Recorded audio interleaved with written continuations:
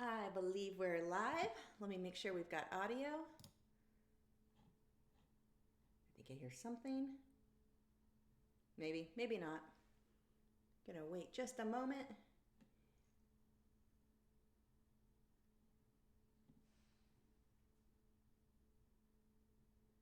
Come on, catch up. Yep, wow, 10-second delay. That is really quiet. Let me know if you guys need me to turn it up. This is a different mic than what I normally use, and I haven't done this setup since I moved, so I may have to adjust some stuff. I'll wait and hear how that sounds for you guys. Hi, Elaine.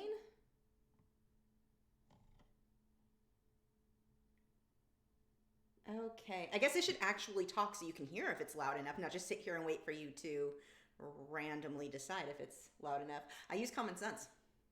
It's a strong point. Audio's good, Ursi says. Okay. Mary says she's waiting for the snow to arrive in the suburbs of Chicago. Too cold. We actually had snow flurries out here early where I'm in North Texas. It wasn't sticking, but it was very pretty to look at. Okay. So tonight's video or live stream, I am working out of one of my Smart Art boxes. I have probably 10 Smart Art boxes I haven't even opened yet. So this was long overdue. I should do a few of these as live streams. I'm kind of excited to see what I've got in those. I got so busy with the move. I'm ridiculously behind. So live streams seem like a good way to go. This one I was super excited when I opened, and just for transparency, Smart Art Box did provide me with this box well, they give it to me just as a gift at this point because I've made so many videos, but I'm not otherwise paid for it. I'm not paid for my opinions. They don't tell me what to say or anything like that. All of the opinions in this video are completely my own. So, oh good, you said you can hear me clearly, and I apologize. I know it is echoey in here. It's one of those things I'm gonna have to work out in time or just deal with. I don't know. The things that make the room not not echoey, or, well, they're icky. They're ugly. So we'll have to work on that sometime. Anyway, okay. So this Smart Art box. Now I talked to the owners, Reed, one of the two owners of Smart Art Box a few months back, and he had told me they were doing a lot of things to try. They were taking people's feedback and they wanted to improve on their product, and they made some serious changes. When I opened this box, I had forgotten about that conversation. I opened the box and was like, oh my gosh, this is awesome. Okay, so the first thing I noticed in this box, it comes with, and it's always come with that pamphlet. So you have the front, the two inside, and then the back. It was just, you know, the 4 pages. This is, this one really is a huge improvement. Now we've got this cute little booklet, which fits in, for the simple reason that it fits in the box better. To me, is kind of cool because the other ones were always a little like folded up. They didn't quite fit right. This is perfect. It looks so beautiful. So anyway, as always, we still have the history. It goes over the history of the medium that you're working in, goes over the supplies, and now in the supply section, they actually list what the retail price is of everything. One of the complaints some people, which I thought was ridiculous anyway, were complaining that they make it sound like the supplies are worth more than, it's right there. I mean, you could have looked it up on your own anyway, but it's right there. So that's pretty cool. Very, very transparent. And it talks about all of the supplies, tells you what you're getting. And then this is the thing that I thought was so neat. This one, and I don't know if this is how it's going to be for all of them, but I hope so, because I thought this was awesome.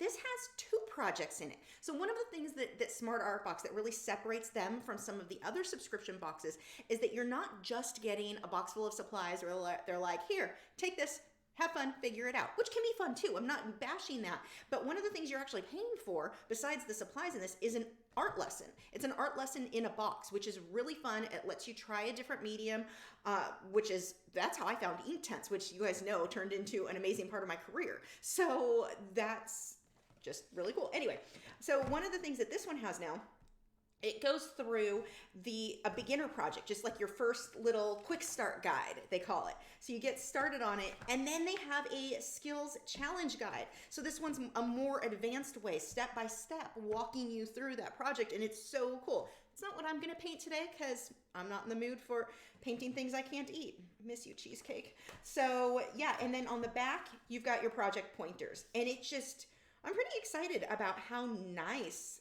everything looks just in the pamphlet alone. So huge win there. Let's go ahead and take a look what came in this box. Can I turn up the volume? Yes. That was the afraid that was going to be an issue. Let me know if that fixes anything. I want to kind of slowly turn it up so I don't blast anyone's eardrums if you're listening with headphones. So let me know though, guys, if you need it up a little bit more.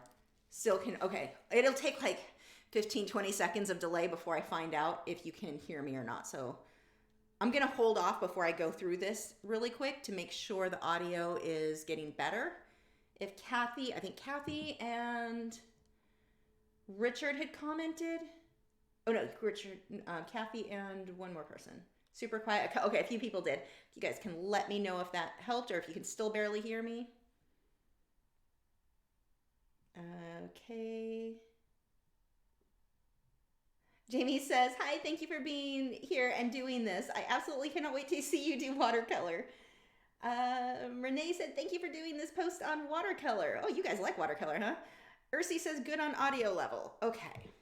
It may be a difference, too, of someone wearing headphones versus not. Okay, good. It looks like Ellie said it's better. And I can turn it up more. I just don't want to blast everyone, and it's so echoey in here anyway. So, okay. So, first we have a set of 12 watercolor pencils. This is Bruynzeel, Bruynzeel. It's from Holland. I'm saying it wrong. I can pretty much guarantee I say that wrong. This is their Expression series, it says. Let's see, anything high quality watercolor pencils with a strong, thick 2.9 mm core, manufactured, and blah, blah, blah. Okay. Gluten free. I can eat it. Okay, let's go ahead. Oh, I don't have a thing to open this.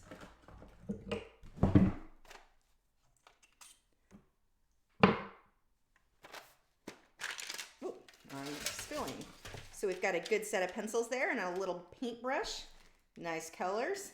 And if you guys are interested in trying a new medium, don't feel like you have to run out and buy every color ever made. A basic set of 12 is enough to get started. That's enough to do your whole career in, technically.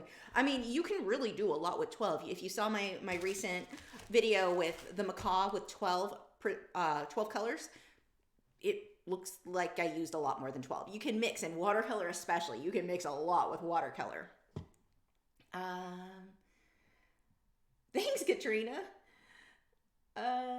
Nick says it sounds good. Volume better. Making sure. And make sure that you do the at Lachri Fine Art. If it doesn't highlight in orange, I don't usually see the question. It's not me intentionally ignoring you. I just won't see it.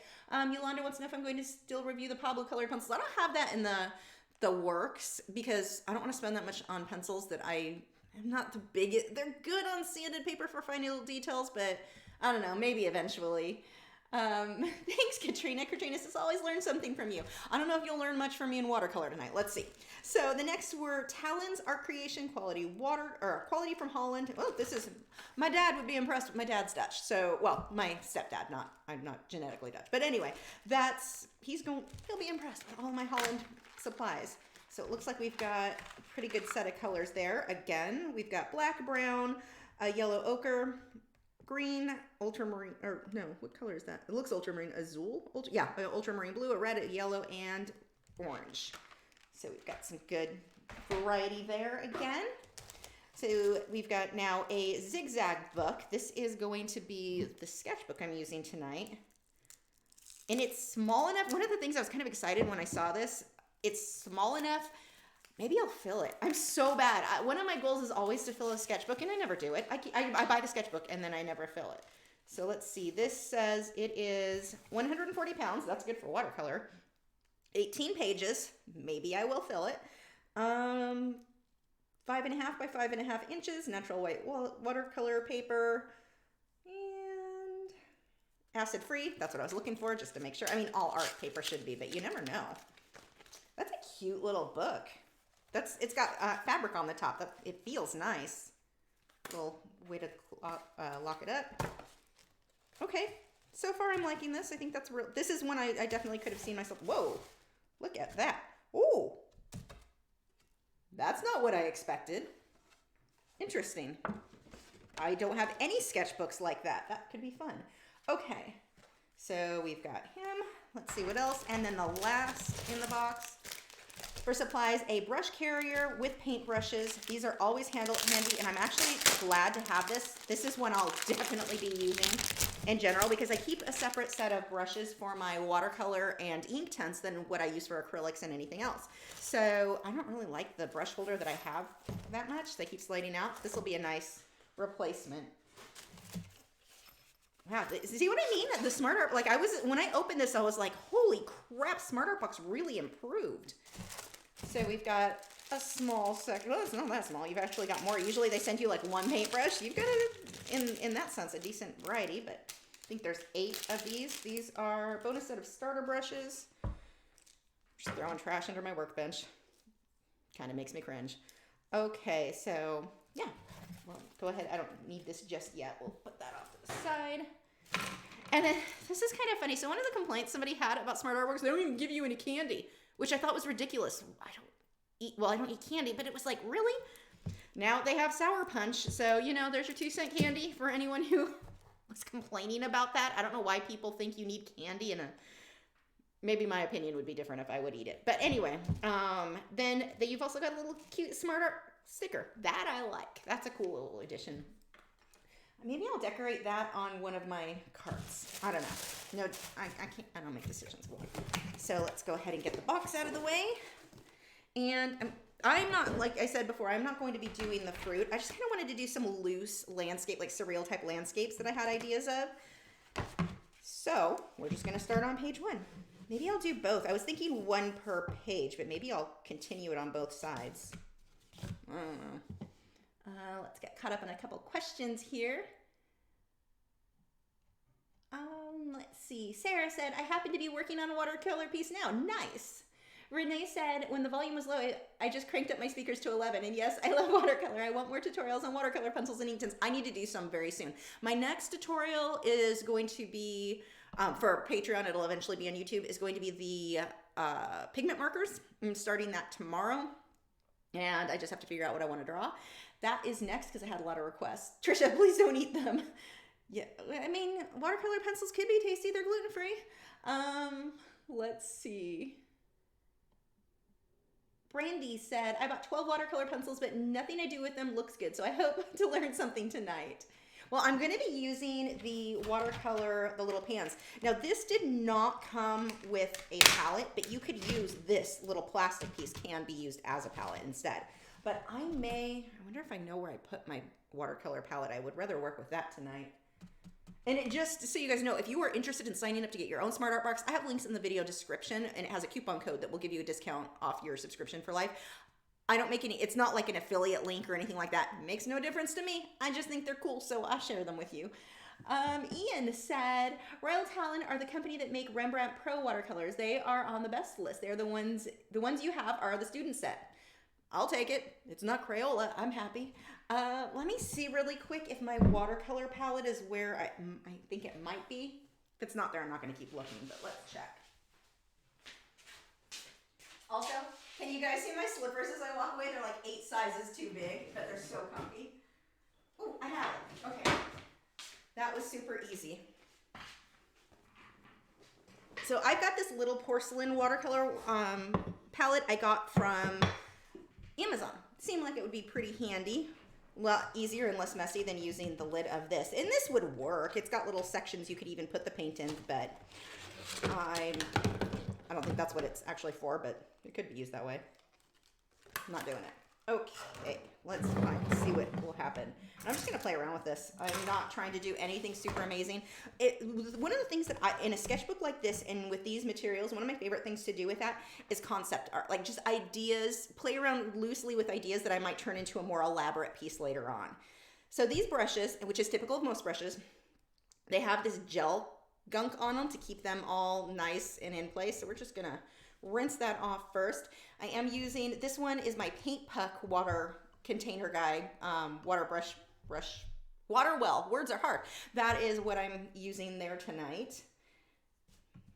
And that was originally provided to me from the Paint Puck people. I don't have a link for that. It's in the, you can just look it up on Amazon, but they have teal ones now. I'm going to have to order them. I'm pretty sure I'm going to order myself one. That's how you know if I like a product someone sent me, if I'm willing to go and actually buy myself one. I will be doing that. I need teal or aqua, something like that. It'll look prettier in my studio than this bright red. Red doesn't work for me.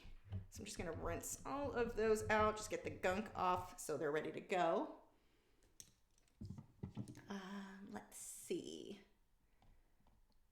Dee says, I'm just starting to use watercolors. Thank you for going over all of this. You are welcome. Thanks, Smart Art Box, for sending it to me. I am kind of excited to play with these little, the little tubes. Are these actual watercolor or are they gouache? I think they're actual watercolor. Yep.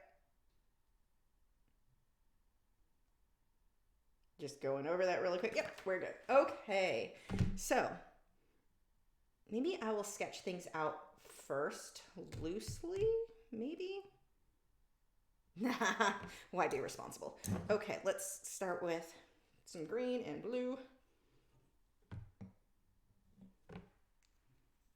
We'll see if I can make if what's in my head comes out on here, if any of you fellow video game nerds will recognize what this one is going to be inspired by.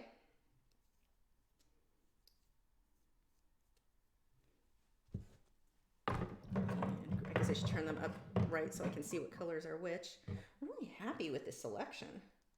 Now there is no white in this, so I have to pay attention to what I'm doing so that I don't go too dark, which is typical with watercolor. So I'm a cheater. I'm an absolute cheater. I am not the elitist, oh my gosh, don't use white. I'm a huge fan of white. I use white all the time because I'm a cheater. People who are very serious about watercolor, they typically really work very hard to keep the white of the paper showing through, and that's where the white comes from. So I'm not that established. Oh, I do have a white pencil though, a white watercolor pencil, so I can kind of get away with that. Okay, I am going to start by just getting my paper wet. And I'm going to also cheat and grab a larger brush that I have sitting over here just to wet the paper, because that will take me forever with a small brush. So I'm just going to use this other Taklon bristled filbert. We'll just get all that way. I wonder if this is going to make that peel, getting that one wet right away. We'll find out, I guess. So I'm just going to get that wet so that I can now put that cheater brush to the side. It's like the tonight's theme, Lisa's a cheater. So I'm going to get a bit of blue. Now with watercolor, you want it to be lighter, just thin it. Same as with Inktense, you're just going to use more water. So whereas with, like, let's say acrylics or oil, if we want it lighter, we can add white to it or do things like that. We're not doing that here. I apologize for anyone who's like, your paper is sideways and it's bugging me. That's how I can't make straight lines if it's not sideways. Even this is awkward. If I had it my way, it'd be like vertical. Just doesn't make for good video. Now we'll see, some watercolor does better with lifting off the paper than others. We'll see how this one does.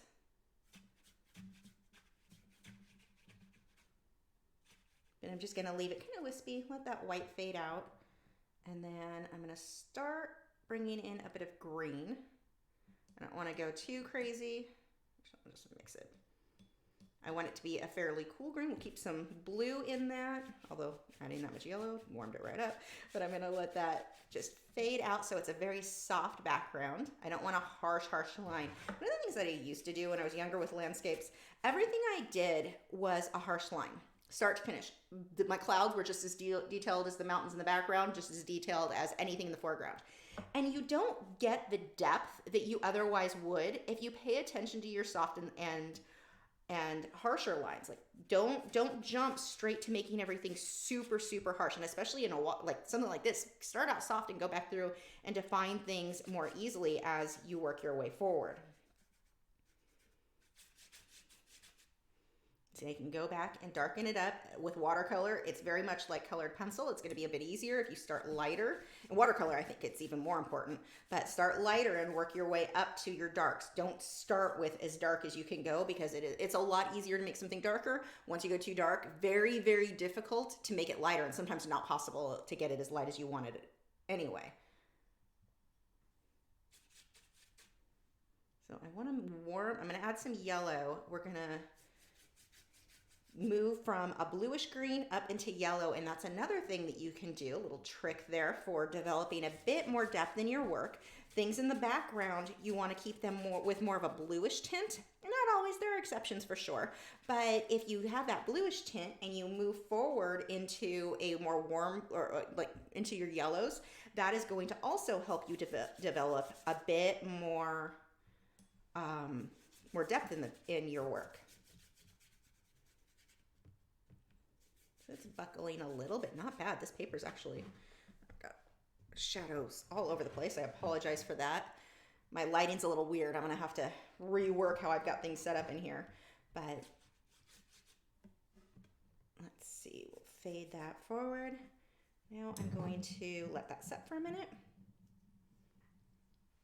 Let's see if we've got some questions while that is drying. Oh, we've got a whole bunch of questions. Okay, let's see. Casey said, do the loops on the outside of the paint puck stretch so you can put paintbrushes in them? Yeah, don't do that though. So that is one thing that I do not agree with any water well, and all water wells do that. But here's the thing, we'll do a quick little example. So this brush is wet. I put it like this to store it. I don't know, can you see that on the thing? Yeah, you can see that. I put it in there like that. Water is now dripping, running down into the area that holds the glue, that holds the bristles in place, which means your bristles are more likely to fall out. It's not a good practice to do that. When your brushes are wet, rinse them off. You can dry them on your paper towel and leave them flat to dry. So they're just laying flat like this. You don't want them upright this way, and you certainly don't want them the opposite way, because you may think, well, then I'll put them downwards. Well, no, now you're damaging the tip of your brushes. Don't do that. Leave them laying flat to dry is going to make your brushes last much, much longer than either way. You also don't want to leave your brushes just sitting in water. That will also damage them. And it can be damaged within 2 minutes, 30 seconds of sitting in water. You are causing damage to the tip of those bristles. Some brushes can handle it more than others, but I was doing a demonstration a couple of years ago, and somebody had messed with my stuff when I stepped away. When I came back, and we're talking less than a minute from me stepping away and coming back. Someone had stuck my brush in the water, and you could already see the fraying. You could see the damage already being done to that brush. And it's not that, well, it was a cheap brush. It was a brush I very much liked that worked very well. And it's not wasted. I'll use it for different techniques, but it's not as in good of condition as it was. And we're talking like a minute. It does not take long. So these little things that all of these water wells, and they all do it. Oh, put them this way or put them that. No, don't do that. You can store them that way when they're dry. Here's the other thing that's a little bit ridiculous. Let's go with some bigger brushes. I'm going to pull this over while this is drying. We'll have a little water well lesson. So I put all my brushes in around here, and it looks handy. Oh, they're just all falling out. It looks like it would be handy. I get that. Like, it looks kind of cool. Okay, so you've got all your brushes in there. Now I'm reaching over my brushes to rinse out the next brush. It's not practical. There's just no benefit I see to ever putting your brushes in there. One, it ruins the brushes. Two, it's not practical. It looks like a neat idea. Now, when all of your brushes are dry and you want to store them that way, go for it. But in which case, wouldn't it be easier just to store them upside down in an empty water well if they were all dry? Like, it just doesn't, like when my brushes are dry, I'll put them in mason jars sometimes. I just like how it looks for decoration, but they can sit upright that way, but they're all dry.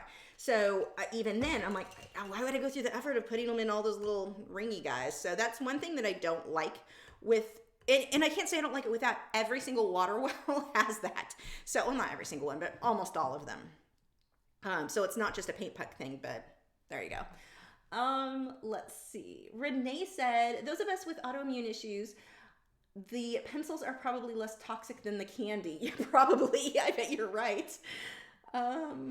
Gracie says, any tips for Prismacolor pencils? I'm not a big fan of them, but they are the only high quality pencils I can get. I've also have a big 150 set, and I don't want it to go to waste. Oh, I know what you mean, because I felt the same way with mine when I got my polychromos. I'm like, no, I'm going to use them all together. And then I got the polychromos.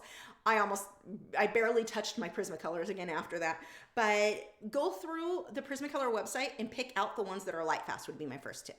Because I want to say 2/3 of them, over half of them, I believe, are not light fast. So I would do that.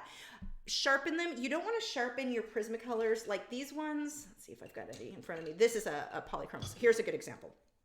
So here's one of my Derwent Pro colors, and you can see, I'm going to mess that up, but whatever. You can see I've got it sharpened to a much longer point. This is a polychromos. These can be sharpened to a long point. They're new and that's what they come with. But see how it's a shorter point? That's what you want to go with ideally on your Prismacolors. If you sharpen to the long point like this one, they're more likely to break. The other thing, I had better luck with Prismacolors that were sharpened in an electric sharpener than I did when I hand sharpened them. I had a Derwent electric sharpener, and that I had way less breakage for. So those would be my tips there. You've also are going to be dealing with wax bloom with Prismacolor that I don't deal with any other brand I use. So you're going to take fabric, like an old t-shirt or something, and have to wipe it down every so often and make sure you're sealing it. Prismacolor makes a sealer for it that will help keep that wax bloom from coming back up once you're finished with your piece. So there are a few tips for you there. Let's see. Webster says, will you be demoing Albrecht Dürer watercolor? Will you be demoing? It's tiny. Can't read. Need better glasses, apparently. Demoing Albrecht Dürer watercolor pencils soon. I have, haven't I? Oh, I did on Patreon. I don't think I did it.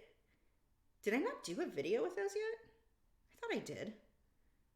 I don't remember. I need to. That's a good question. Did I never publish one? You may be right. That may be the next YouTube, one of the next projects coming up that I do that if I've not. I mean, I should do it anyway. They're awesome pencils. I'm glad you brought that up. Renee said, I don't have the watercolor markers, but I hope you will make your Inktense tutorial available to us peasants who are not supporting through Patreon.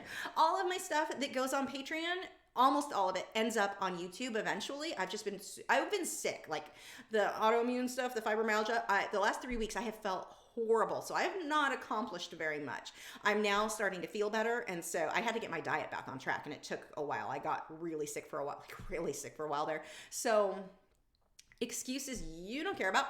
I apologize for boring you with this, but now I am going to start getting this stuff edited for YouTube. That's actually one of my projects for Friday, is to get one edited. So you should have, I'm going to go ahead and make that declaration now. So hopefully I commit to it and make myself stick with it. This weekend I should have a new, Monday at the latest, I should have a new YouTube video up for you guys.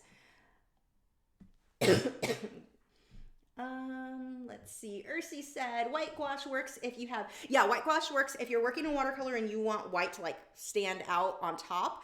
That it takes away from the transparency that water, okay, so let's back up a little bit. One of the really cool things with watercolor is they are very transparent. That's like the point of water, or well, kind of the point, one of the main features, I guess, of watercolor. And so you keep that in mind as you're working, you're glazing, and you build up a lot of really neat depth because of that transparency. The second you add something opaque, which is what gouache is opaque watercolor, you lost that transparency. And so that's one of the reasons that a lot of like super strict, there's a better word for it, I call them elitist, but people who are very serious about their watercolor, one of the reasons that they don't add that is it's kind of killing, it changes it's taken away that transparency. So it's a very different look. So that is why, one of the things there, but yeah, I think I do have some white gouache somewhere. I will probably not be doing that today though. Let's see. Andy said, I was wondering, are you still on Sharpened Artist podcast? I haven't seen you on there for a while. No, he got rid of me back in November. Or wait, the words were, he wanted to take it another direction. I don't even know what that means. He wanted me to occasionally guest. I'm in or I'm out. So I'm not going to be your side person. So no, I'm not doing it anymore. I'm out. Hope he does well. I don't mean to bash him, and I don't want anyone to be like, think there was something weird. I mean, I guess it was friendly. It was just a weird, unexpected. I don't know what he was planning to do or what that different direction he was talking about. So I have no idea. I don't know, but no, I'm not a part of it anymore. I have not been since November. Corbin said, do you have any types of styles of painting that you prefer? I prefer realism and surrealism are my two favorites. Let's see. Joseph is asking a question for Yolanda. You could also look into the brush and pencil titanium white and touch-up texture stuff. I've never used it. I don't know what that question started from. Oh, he tagged me. He's not having me ask the question. I should have read the whole thing before I read it out loud, but we all know I don't do that. Let's see. A couple more questions before I move on to painting. I just want to get a little bit caught up here. Richard said, colored pencil question, if that's okay. Absolutely. I have a lot of trouble shading light areas, often leaving them white. Any tips?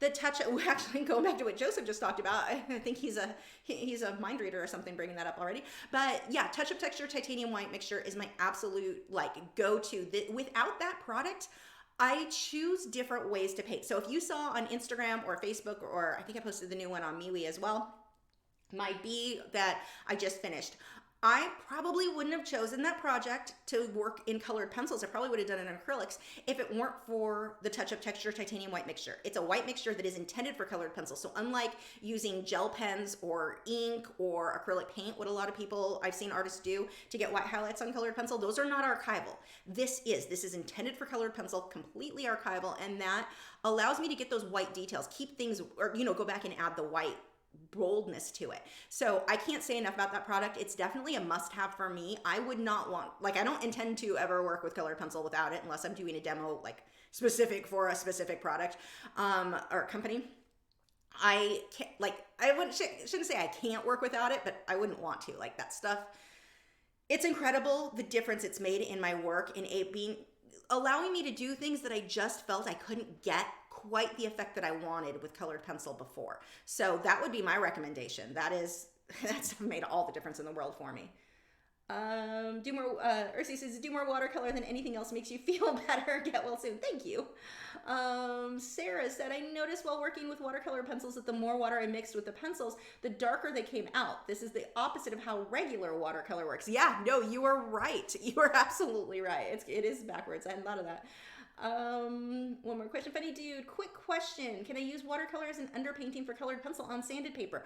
It depends on the sanded paper. So Nick tried that. Well, he used Inktense, I believe, on the new Lux Archival, and it didn't buckle. It handled it beautifully. I've not tried it on UArt or Fisher 400. I have no idea what the results would be there. It might be amazing. I just don't know. But I do know for certain that Lux Archival handles it very, very well. And that is if you go follow on social media. I think she's on Facebook. I know she doesn't use Instagram. Or go to brushandpencil.com. But Brush and Pencil is the company who makes that one. It's being carried all over now. It's being getting all over the world at this point too. Okay, back to painting. Anyone figure out what I'm painting yet? Out of a video game? I guess technically this could be a few areas in that game, but let's see. I'm not unhappy with the results I'm getting from these paints. These seem, I mean, I know that they're going to be a more student grade, but they're beautiful. I'm going to assume they're not light fast if they're a student grade, but that's not always the case. But watercolor, that's kind of a problem for watercolor in general anyway, is not being, like a lot of the colors, a lot of the companies that make them, the light fast is a serious concern for watercolor. I'll say, does it say anything on here? For US only. Yeah, it doesn't say anything about light fast ratings. Now, one thing that you can do if you're using water medium, whether it's watercolor or Inktense or anything like that, I would recommend, and I'm not doing that here, I'm just using tap water because it's a sketchbook and I really don't care, but you can't, it is recommended for you to add or use distilled water. Tap water, we don't know what there's chlorine or chloramine, and I think most companies, at least in this area, are using chloramine now. You've got all of these not friendly things that may react badly to your work. And I've seen where people use like Inktense or different things, like my water, it yellowed and it faded. Mine didn't, and I'm wondering if it's a difference in our water quality. I mean, there's so many factors when it comes into that, but using distilled water is definitely, if you're doing something that you're really serious about, use distilled water. That is going to be a far safer way to go than tap water. Actually, I need to thin that way out before I do this.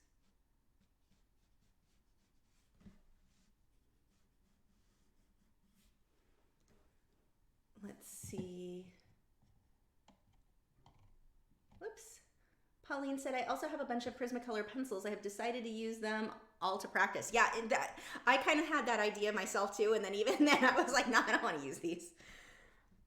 I get my biggest complaint with Prismacolor was the never-ending breakages, and it's so funny because anytime that I talk about that, like you can see that on any of my reviews where I speak negatively about Prismacolor, you have some, you're sharpening it wrong. I've been working in colored pencil more than half the people commenting have been alive. So I know how to sharpen a pencil, and Prismacolor are just really moody, and no other pencil fights with me like that. And yeah, there are tricks to having it less likely to break, but I don't want to fight with my materials. I don't want to have to be a magician to get the products that I'm using to work. And that's really what I felt like with Prismas, is it was a very, we had some arguments. I wanted to just pick up my materials. Like I went through a period where I did not, God, I can already hear it. I'm already gonna have someone going, you go bashing Prismacolor, and like I get this anytime I talk about it. But anyway, not during the live stream. It's usually after the fact. Someone will comment, and it's like, I'm just deleting your comment because you sound stupid. I'm helping you out here. But anyway, if I work with acrylics, they do what I wanted them to do. If I work with graphite, they do what I want them to do. I'm not fighting, trying to stick the pencil in the oven, trying to put it in the microwave, trying to do all these little tricks to get it to stop. You know, you sharpen halfway down the pencil before it starts working, and I'm like, but I need that color. Now I have to order another one. And yeah, Prismacolor will replace it when it continuously breaks. I don't have time for that crap. I just need to be able to draw and have your product do what it's supposed to do. But it was such a problem that I just never wanted to work in it anymore. Like the fun of working in the medium, it was killing it. And so I didn't want to do colored pencil. So back when I first started with YouTube, I didn't do a whole lot with colored pencil because of that. I just wasn't having fun anymore. So, and I didn't realize there were other alternatives. So once I found that out, the fun came back. But yeah, that was kind of my biggest issue with colored pencil, was just with Prismas. I didn't want to fight with my materials. Are there tricks? Yes. Can you create beautiful, beautiful work with them? Absolutely. There are some artists that just blow me away. They're phenomenal with Prismas. Not a fit for me. I don't have the patience, I think. It's just, yeah, no. And especially now that I've used other pencils, and it's like, whoa, this is way better. So see how I'm like super light? This is really ideally what you want to do when you're working with watercolor. Start light. You can keep building, you can keep layering to get the values to be what you want. But start out light. You also want to watch with watercolor that you don't over blend an area. If you keep working in the same area and blending, you lift all that color off and it doesn't look, it's not cute. Don't do that. So you've got to kind of balance that out. Let's see. Whoops, scrolled too far. Pauline said, also finished a bear for my hubby's birthday in polychromos because of watching your videos. I finished it and very proud of my accomplishment. That's awesome. Good job. Yay. Blue Tea Art said, I have some watercolor paintings that I want to enter in the local art gallery. Do you have any advice before I go? No more than any other medium. You know, frame it, put it behind UV protecting glass is ideal for watercolor, or, well, I mean, it's a good idea for any medium, but especially watercolor, anything that is going to be prone to having some issues with light fast. I would definitely do that. And I make sure when you do frame it that you're putting it into a frame that is flattering, but I don't recommend spending an arm and a leg on the frame. I typically go simple. You don't want the frame to detract, and that's, like I said, same for any medium. You don't want it to take away from the painting. You want it to add to it, to frame it, not be the center of attention. So most things will look really good with just a simple black frame. And of course, with watercolor, you're also going to want to mat it. Get it. Same thing with the mat. Try to find something that complements the piece but doesn't overpower it. And the mats, you can get those if you need something larger than like your standard 11 by 14 size or whatever. You can get them custom made if you go to like Hobby Lobby or Michael's. Their framing department can custom cut them for you the size that you want. Make sure that you do that well before you plan to have that artwork in the gallery though, because it can take some time. Sometimes I've had them where they get it done in a few days, and sometimes it's like a week later before they get, I don't know why. So that maybe they're busy, whatever, but it can take a bit of time.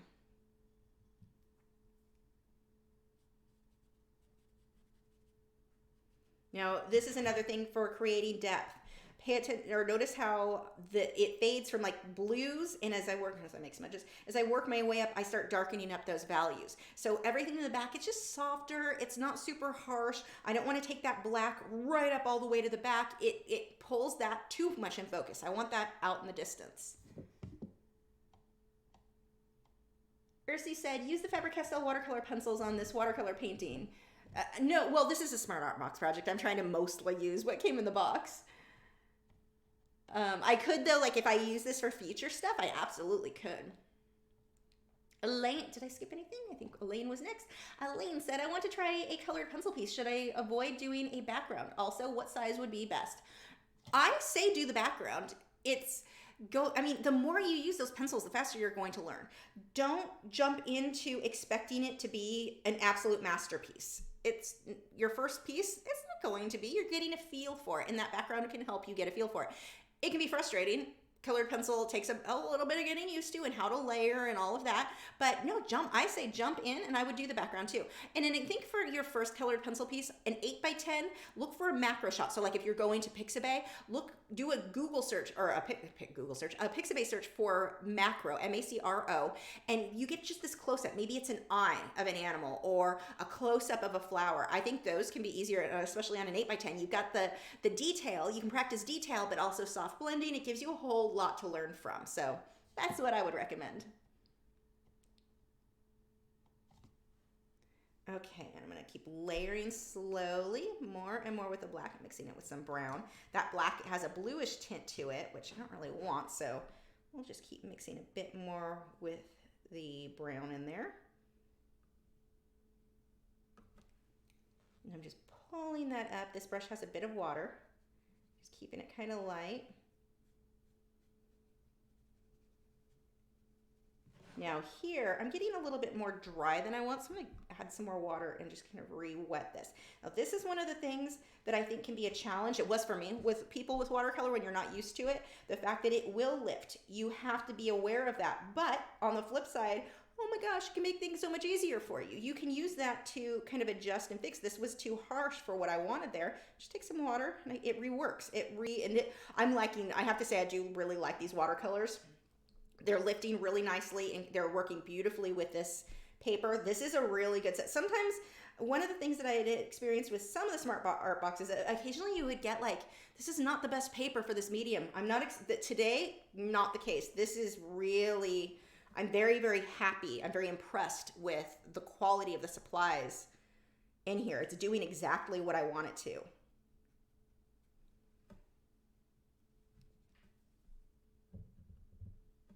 Make it look a little bit grassy in here. I'm going to take some of my yellow and green. Actually, I was mostly mixing yellow and blue for that. It gave me that yellow, and that blue is giving me more of like an olive green. So it's not the bright, oh my gosh, that's a green. It's a softer green, and that is what I want here.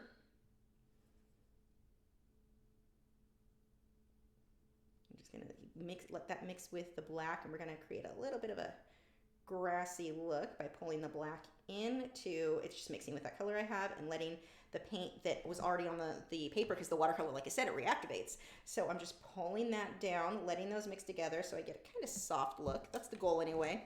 I'm not loving these paintbrushes. They're not my favorite I've ever used. I mean, I'll keep them, but they're not my favorite. I really like the brush holder it came in though. Now what I'm going to do, I'm just making this look a little bit bumpy. I don't like how that looks. Now here's a cool thing. I'm not liking my grassy feel. I like the softer look. I'm just gonna smooth that out then. It's very, if you understand and you've got paper and watercolor that are working together, it can be very forgiving. Which sometimes that's a frustrating thing, but look how I was like, meh, I don't like that. Let's just erase it with some wet paint. Perfect, I like that better. We're going back to that. I had a very love-hate relationship with watercolor for a very long time. There were things I liked about it, but I just wasn't, I don't know. I always felt that it wasn't for me. And the reality, the problem I was having is I was trying when I was younger to make watercolor work like acrylics do. It doesn't. Now, acrylics and oils have a lot in common. Watercolor and acrylic, much less so.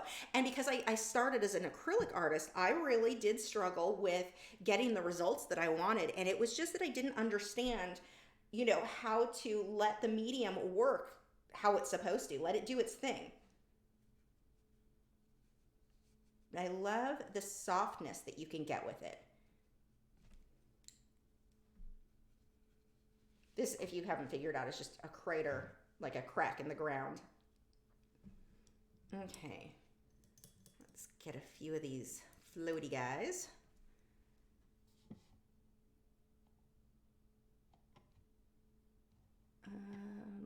Got a couple of questions I'm missing here.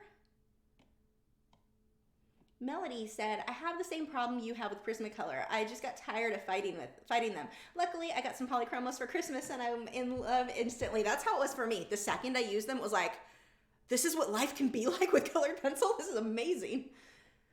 Eduardo said, Faber-Castell is the main children's supplies brand in my country, and even in its children's supplies, they have way better quality control than the Prismacolors. That does not surprise me. I really like the Faber-Castell company. I've been very impressed with I want to say their knowledge. There have been a few things that they will tell people that you're like, that doesn't actually, no, wait, don't start with that. Start with the blue. Doesn't super make sense. Like, one of my favorites is they'll tell people when people contact them, like, oh, is your pencil an oil-based or water-based pencil? And one of their replies from their employees is, I don't know where people get that they're oil-based. They're all wax-based. No, they're not. Your own website is where they got that information, where you say, I don't know why people keep thinking that, because it's on your website. That's why people... So, okay, that was a little weird with them. But as far as anything else, like quality control and like wanting to produce good quality pencils, I've been very impressed with them. I'm also really impressed with Derwent. Derwent's like dedication to want to create what artists want. I've been very impressed with that.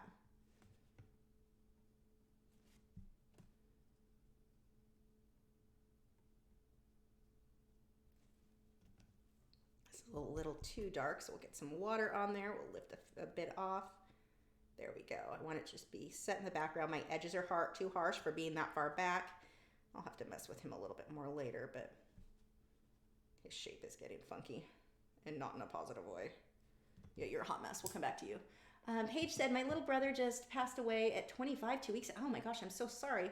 I've been so depressed. I picked up a pencil for the first time tonight. Thanks for your video. I love watercolor. I'm glad you're getting back to art. That helps. It is one of the most therapeutic, and I'm very sorry for your loss, but it is such a therapeutic thing. When I used to deal with depression a lot before I knew I had celiac disease. I was, one of the things with celiac is that's a kind of a side thing. Depression is like a thing. Art was the only thing that really kind of cheered me up or made me like feel normal or human. Art is amazing.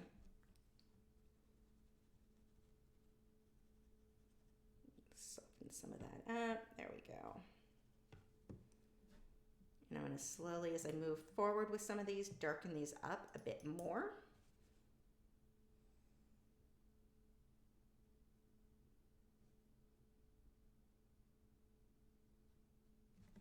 And I can just take this color, let's pull it in so I let some of that background color show, keep it nice and soft.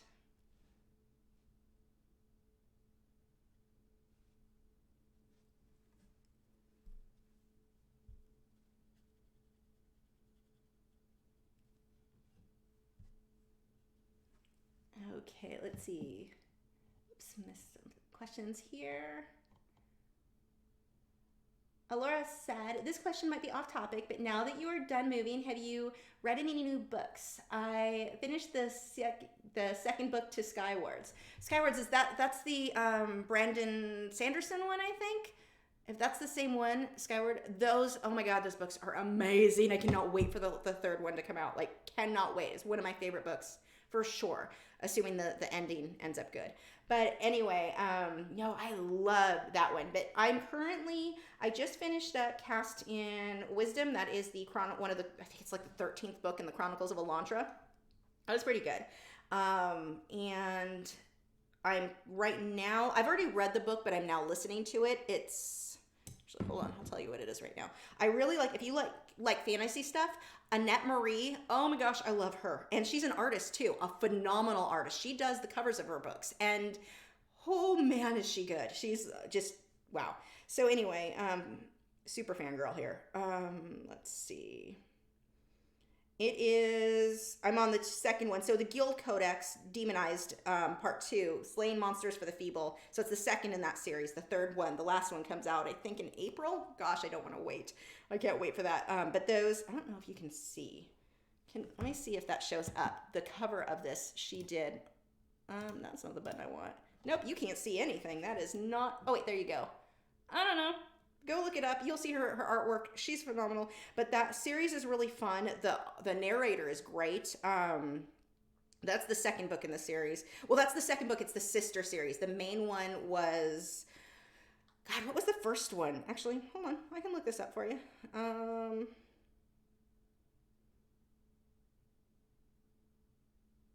She also wrote the Steel and Stone series. That was really good. Read that one several times. Really, really well done. Again, that fantasy type thing. Really good series. Yeah, Unleash the Storm, Reap the Shadow. Yeah, Steel and Stone. So if you look at the Steel and Stone series, which I may re-listen to because I haven't listened to it in years, that one's really, really good.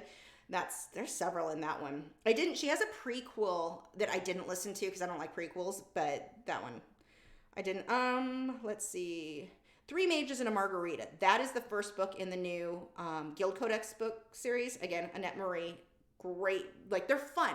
They're easy. You don't have to think. Like, there's nothing where you're trying to figure out what's going on. But they're really fun. Also been listening, I just started the Witcher series. So the first two books are like a series of short stories. So I've been listening to those. If I had not watched it on Netflix first, I'd have no clue what was going on because there's so many short stories.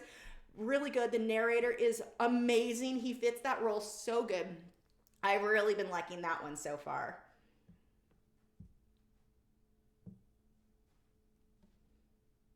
If you can't tell, I like fantasy books. Not a huge fan of, well, I shouldn't even say I'm not a huge fan of, I don't listen to nonfiction. Does not interest me. Okay.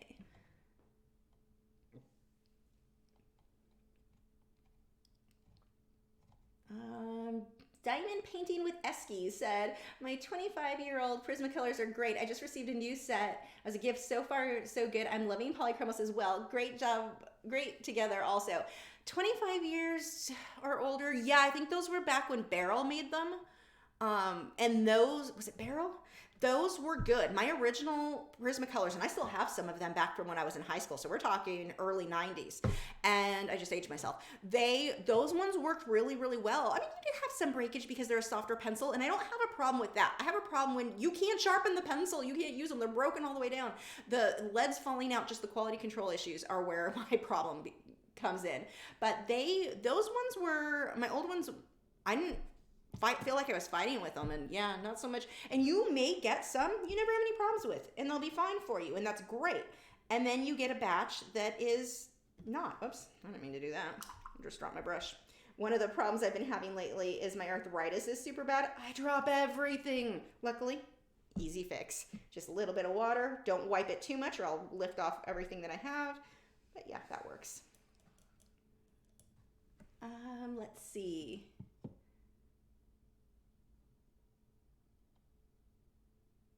Can we guess which game that is from? Yeah, if you have an idea. I mean, it should be pretty odd. Well, gosh, this looks terrible right now, but anyone who plays the game would know where this is. Let's see. Renee said, I love watching a two-fisted painter. A brush in both hands makes me happy. I actually, my husband was laughing because he joked when I painted my studio walls, I got two separate rollers because I was using two different colors, and he joked that he's like, I know you're going to be using both at the same time. I'm like, no, I won't. I did. I'm like rolling both because that's the way I was blending it. Yeah, I use both hands. Cass says, I picked up Faber-Castell watercolor pencils this year. I was confused why Magnus line had different Lightfast info on the same colors as regular line, but I got a reply from them on an email. They told me that the pigmentation are more Lightfast than the regular Albrecht, but this info isn't on their website or any, I hadn't heard that. Renee said, I graduated in 76, so you are much younger than me. I was born the next year.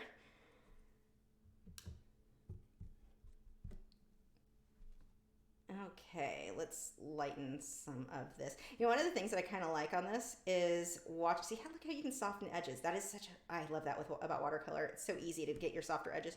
But one of the, I don't know where I was going with that. I have no idea. I got distracted by, ooh, shiny, and the thought left me.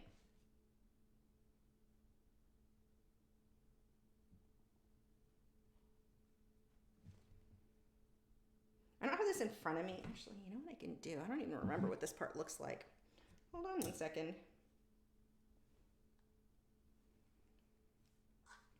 I'll hold my phone back here so you guys can't see. Oops.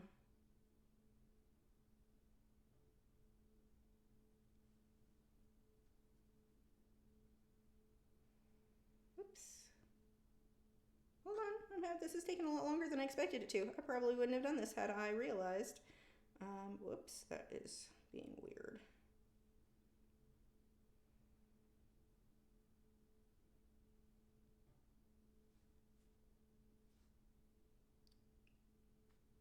Awkward silence.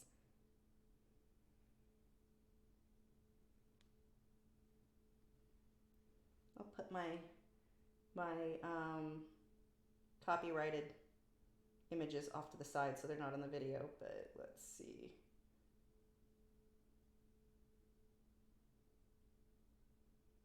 Okay. Actually, I'm going to keep that even lighter still. I'm just going to blend what's there. Let's get some blues in that. Okay, a little more blue than that. There we go.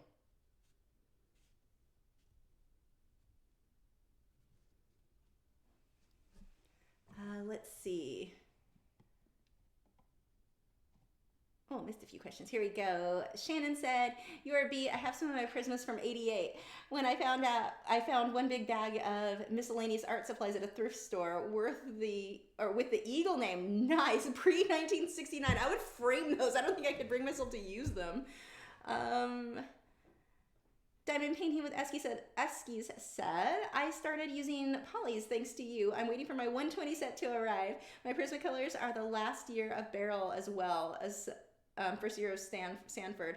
I wonder if when they first changed over from the older to the new company when they sold out, I wonder if the quality control was instantly bad or if that was like an over time. They kept getting lazy. I'm not sure. Renee said, I'm not a gamer, so I have no clue what game. Mary said, control is rough when arthritis is acting up. I'm having difficulty controlling my watercolor pens. Yeah, definitely a challenge for sure. Have you ever been unable to do art due to an injury? I'm out for 2 weeks due to a hand injury, trying to figure out how to go crazy until I heal. So I used to have, well, I still have. When I have the arthritis in my right hand, the doctors, they assumed that arthritis wasn't a thing because they didn't realize, well, my own family didn't realize. I was always told we had a degenerative back disease. And typically ankylosing spondylitis is with men. You don't see it as often with women at all. But we only had women in my family, and most of us ended up, many of us, I shouldn't say most of us, ended up with it. So, but they didn't realize that was the thing. And my mom didn't realize that. And back then you couldn't really look stuff up. So they kept thinking I had carpal tunnel, and they would have me wear a wrist brace on it. Well, with this type of arthritis, a wrist brace is the worst possible thing you can do. And so my wrist would lock up, and I lost my range of movement. It was super painful. So with ankylosing spondylitis, your joints start to fuse together. So I wasn't able to break it up, and I've got my range of motion back. But I was 20, 21, right around there. I was having a lot of problems. So that was definitely, that was one. Other than that, it was more just being too sick and too exhausted. Those would be times that slowed me down with getting art done. I mean, the last few weeks I had to paint to get the stuff done for Patreon, but I can't push it off like I can for YouTube. Otherwise I can't pay my house payment. But it's more like the fatigue and the nausea will get me when that and the headaches get too bad. You can't function well at that point. But no, I wouldn't say an injury. I've not been actually like real injuries, like anything breaking or whatever. I've never broken anything. I had a sprained ankle once, but that didn't hurt painting. So I've been fairly lucky as far as that goes. I'm going to do some of these touch-ups with the pencils, so I'm just going to get my base here. Carla said, "But I feel ancient, graduated in 75. Anyone want to know about disco?" Did you have the fun hair, the big poofy hair? See, I would have done well because my hair is so thick. If I curl or crimp, 80s, we used to crimp our hair. My hair, it's just, I have the biggest hair when I would have been good it would have worked well for me in the 70s. Paige said, "There's a YouTuber I really like their work as well. They do a lot of fantasy and watercolor. Iruda? I'm not sure how to say that. Brett Does Art says it's not just Red Dead Redemption 2 or Star Wars Jedi Fallen Order, so I have no clue what game it is. It is not one of those." PZ Cherokee said, "I'm liking the oversized sweatshirt. Is this your trendy new live stream style, or is it because you've been painting in the last few?" Yeah, you're seeing the same sweatshirt over and over again. I got it at Walmart, and I love this thing. I got a size, it's like, I think 4 or 5 sizes too big for me, and I love it. It's like a dress. I swim in it, and it is I feel like I'm wearing a blanket. It's the most comfortable thing in the world. And then I went back, I wanted to get another because I'm in love with it, and they don't have them anymore. They clearanced it out, and they don't have that size even on their website. I did just order another big, bulky, oversized one. So yeah, you'll probably see me wearing them a lot. They're just comfortable to work in. If I get paint on it, it doesn't matter. It's a cheapy sweatshirt, but yeah, it's super my favorite thing in the world right now. I wash it constantly because I want to wear it like every day, so I'm doing laundry all the time. But yeah, it's probably not going to last as long as I would like. Devin said, "You encouraged so many of us, and now I'm back to doing commissions." That is awesome. That is so good to hear. Shannon said, "It's only one eagle in aqua, but it isn't sharpened. I keep it like an antique. Frame it, put it in a shadow box." That is what I would do. I actually want to do that with my Inktense with my artwork on the cover. I want to put those in figure out how to shadow box, like make a display for my wall. Whoops, scroll too far. Shannon said, "I also have arthritis since I was 7 years old, and later found out I have Crohn's disease as well. Autoimmune diseases seem to run together a lot." They do. I have ankylosing spondylitis, celiac disease, and then fibro. So, and from what I was reading, one article I read was talking about that those 3 things, that isn't unheard of for all of those to like be tied in for some reason. Lisa said, "I have chronic migraines and started taking a Movig injection once a month. That has helped." That's cool. I don't normally get them. I've been getting them lately because I have a few theories on why they're happening, but I'm not going to jump hopefully to the fix. I'm going to try to find the cause, if that makes sense. So hopefully I'm getting this taken care of. We'll see. Yesterday was really bad.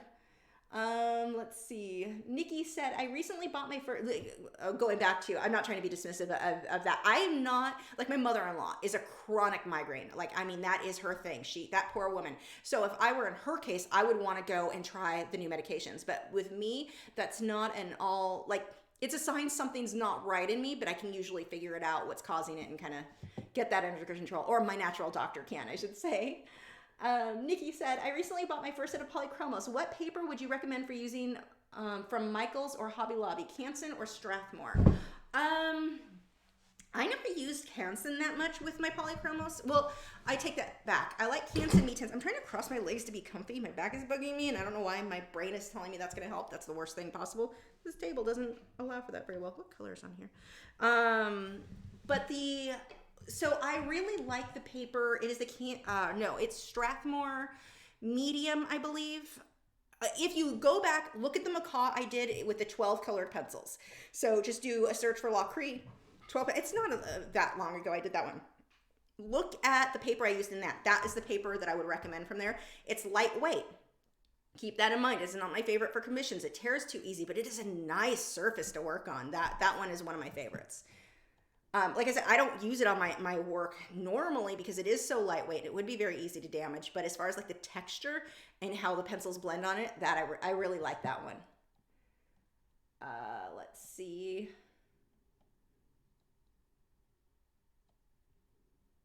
Eduardo said, the yellowish green grass reminds me of Skyrim and Witcher 3. I never played those games, but I've seen my husband has played them.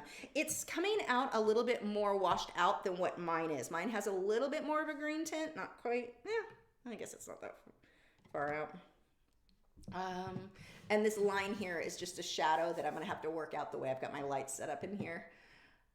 Because heaven forbid I actually test something before I go live. PC Cherokee said, I'm building my new art website and work in several mediums. What do you think is the most important things I should include? I have a gallery, about me, anything else. My first tip with you on that, don't try to separate everything by medium. And I see artists do this. Here's my watercolor section. Here's my acrylic section. Buyers do not care. Don't do it. If I have to, so when you build a website, you want people to find what they need in as few clicks as possible. If I want to see your whole gallery, I want to see your whole gallery. I don't want to have to click watercolor, look at 3 pieces, acrylics, look at 4 pieces, go back, oil paintings, look at 2, put them all together. Put your best all together. That would be a big thing. But as far as the rest of it, and about you, absolutely. Let's see, about you, gallery. Things for sale. For me, I've got things for sale separate from my gallery because I have most of the stuff in my gallery is not for sale. It's older stuff, or stuff that is mine and I'm being greedy with. But I would look there, or add that. You can do a blog. That's always nice. Something that tells a little bit more about your artwork. People like to hear the story of what it is that you created. So that may be a possibility. I'm really bad at it. I don't typically do the whole telling the story thing. And honestly, it's a failure. I'm not good at telling a story. And I do the whole, well, it's artwork. It should tell the story just by looking at it, the visual creation. But the reality is people want more than that. So as much as I might fight wanting to tell the story behind the work, it's not good practice. I should be telling the story, explaining a little bit more behind it. People like reading that. Not too much. I mean, don't write a novel, but a few sentences generally people like. So that may be something that you could do. Let's see. I'm trying to think what else. If you go to Lachri.com, see what I've got on mine. I don't remember off the top of my head. I actually need to rework a lot on mine. Mine's not. Don't use mine as like, this is the perfect example of a website, but you can get some ideas. Like, pick things you like about my website and notice things you don't like so you know what not to include. That is one of the best things you can do. It's very much like art. So we have a tendency to do the whole, don't compare yourself with other artists and all that. No, compare yourself with other artists. See what you like, see what you don't like, and hopefully that will help you in deciding what you want your work to look like.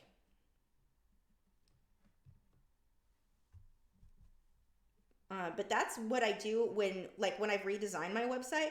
I sit and look at other artists' website, pick out what I love, pick out what I hate to make sure I'm not including that, or that I do the opposite. But yeah, compare it with other artists' website. Now, I wouldn't just do other artists though. Most artists' websites are so painfully horrible. I mean, there's one person who claims she's doing websites for other artists, and it's some of the worst I've ever seen. Like, it is, and people are paying her, and it's just like, really? It's hard to find good artist websites, I guess is where I'm going. So maybe look at other websites that aren't to do with artists. You can sometimes get some good ideas that way. Let's play with some of these pencils now. So I'm going to start with the black, and I want to really define that edge a little bit better, be a little bit more controlled here. I'm curious to see how the color saturation is on these. There was an older Smart Art box, and the color saturation was horrible. It was enough for me to go, oh, I kind of like these, like working with watercolor pencils, but not those ones. Those ones were so muted. I want a little bit more color saturation. So we'll see. Yeah, these seem decent. I mean, I'm only using one so far. I just want to create some ridges in that.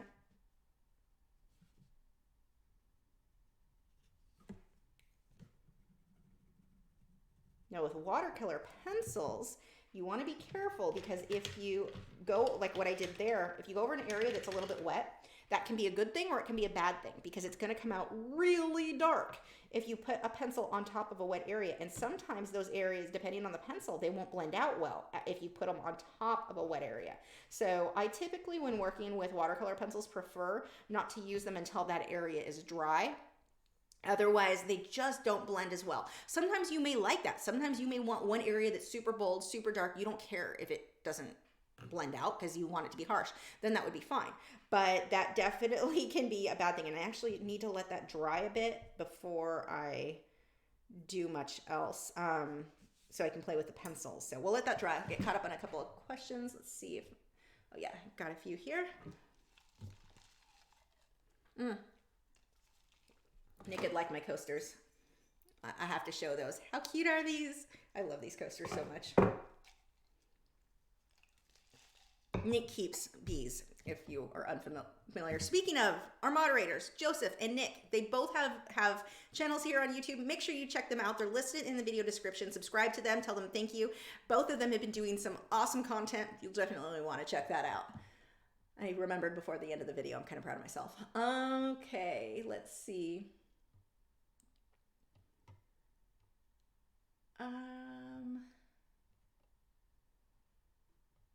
Lisa said, it can be part of fibro. I also have elevated intracranial, I can't say that, pressure, which contributes, but my doc says it can be part of the fibromyalgia. Yeah, and it's hard to tell when you've got fibromyalgia because half the time I'm like, okay, am I not feeling well because of the fibro, or is this something that I should probably see a doctor for? It definitely can, it can be confusing at times, that's for sure. Let's see. Diamond painting with Escos. I say, if you notice, like every time I read your name, the Eskies, I say it different every time. Yeah, I'm a genius. Autoimmune such as fibro and RA often come in pairs. I have fibro and DDD and DJD. I'm not even sure what those ones stand for. It's not easy for those of us who deal with these things. Definitely not. What are the things I do? So this, I don't know if this will help you guys, and this has nothing to do with art. I'm waiting for that to dry a bit. One of the things that works for me to stay positive, because you can really get down. When you feel like crap all the time, you can definitely start to just get depressed, and it's like, again, another day of the headache. Like me earlier when that headache came back, I'm like, again, I'm trying to look around at all the things I'm grateful for, all the things I'm excited for, all the paintings I want to create, and focus a bit more on that. It works for me on keeping myself more positive. Because there are times where you get mopey and you start feeling sorry for yourself. No matter what the health problem is, it's like, freaking again? I just started feeling better, and no matter what, I'll feel better for a bit, and sooner or later, and usually sooner rather than later, something comes up, and it may be I made some bad eating choices. That's the issue I'm getting over now, but it takes a while to get back to normal. And to not stay super negative, focusing on my animals for sure makes a big difference. I mean, when you look at, okay, he's not looking super goofy right now, but when the dogs are lying funny, like stuff that makes you laugh is very, very important in keeping you from getting depressed. If you allow yourself to get depressed, and I say allow yourself like you have control, you have some control. Obviously, anyone who's dealt with depression knows there are times you have zero control.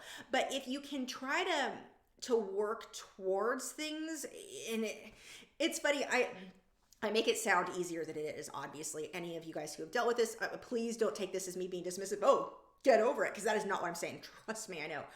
But if I can spend a bit more time looking at the things I'm excited about, the things that I'm positive about, I start physically feeling better, because depression affects you physically as well as mentally.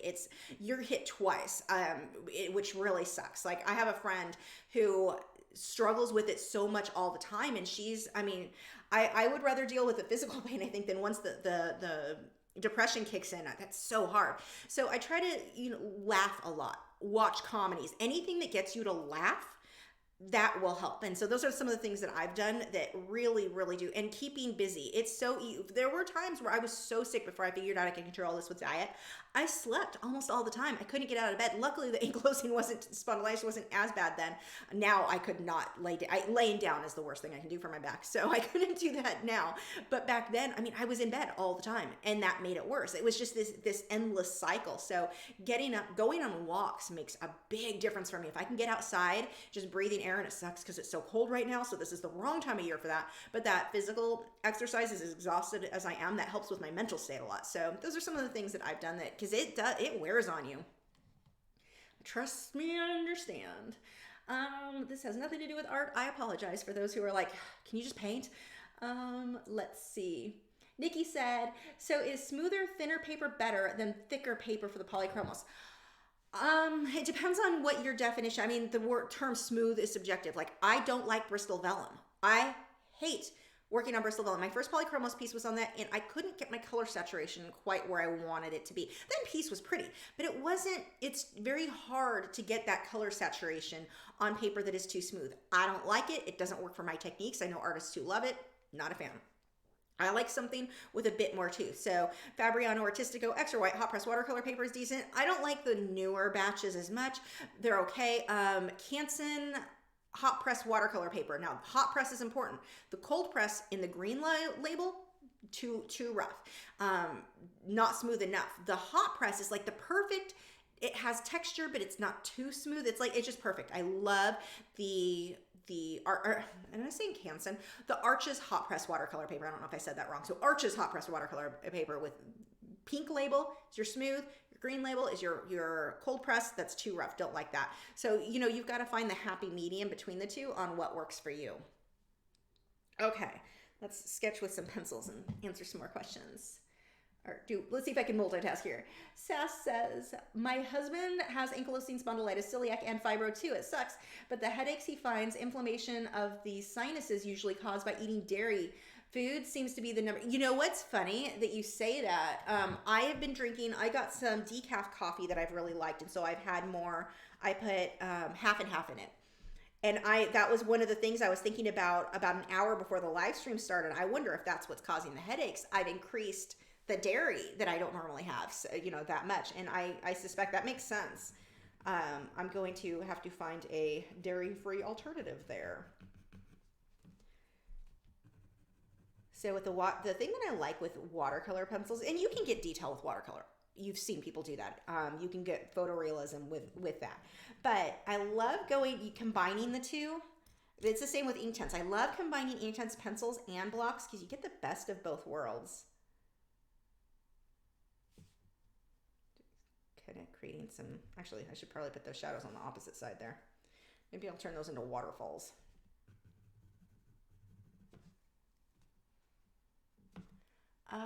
Let's see. Yeah, and I've been having major sinus issues for about 6 months now. So I say major in my world. A doctor would be like, that's really not that bad at all. So I should clarify, I'm over exaggerating. Sarah Mixer said, I have my pieces on one page of my website just with subgalleries for different subject matter. I wouldn't even do that. I would not do subgalleries. Unless you mean subgalleries like they're in order. So like portraits are kind of together and you scroll a little further and now you've got landscapes. That's cool. That is totally good. You can group them together. I just don't put them on separate pages. Let's see. Okay. Uh-oh, Gibson's starting to sigh. That usually means he's getting bored. Although he knows it's cold outside, so he's not been asking to go out as much as he normally does. Also, he got switched to a raw diet on Friday. He started his new diet. And oh my gosh, it's so nice. He does not drink nearly as much water, which is normal. Kibble makes them very thirsty, so they drink a lot, which means they have to go out a lot. Yeah, not now. It's been nice. I'm going to lift some of this. I don't like how dark I went on this side. See, this is what I like with water. Now, this is what you have to be careful of. I'm blending all those colors and you can start to create mud. I don't really care if I get mud so much as I'm worried about my values. I just want to lighten up some of these.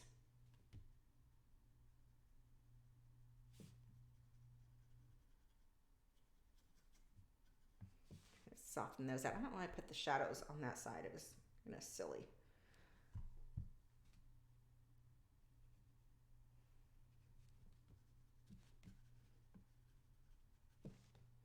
Yeah, watercolor is a lot like oil in that, in the way that you can blend and blend and blend with oil. With watercolor, you can blend and blend and blend, and now you've got mud. So that is definitely something you want to watch.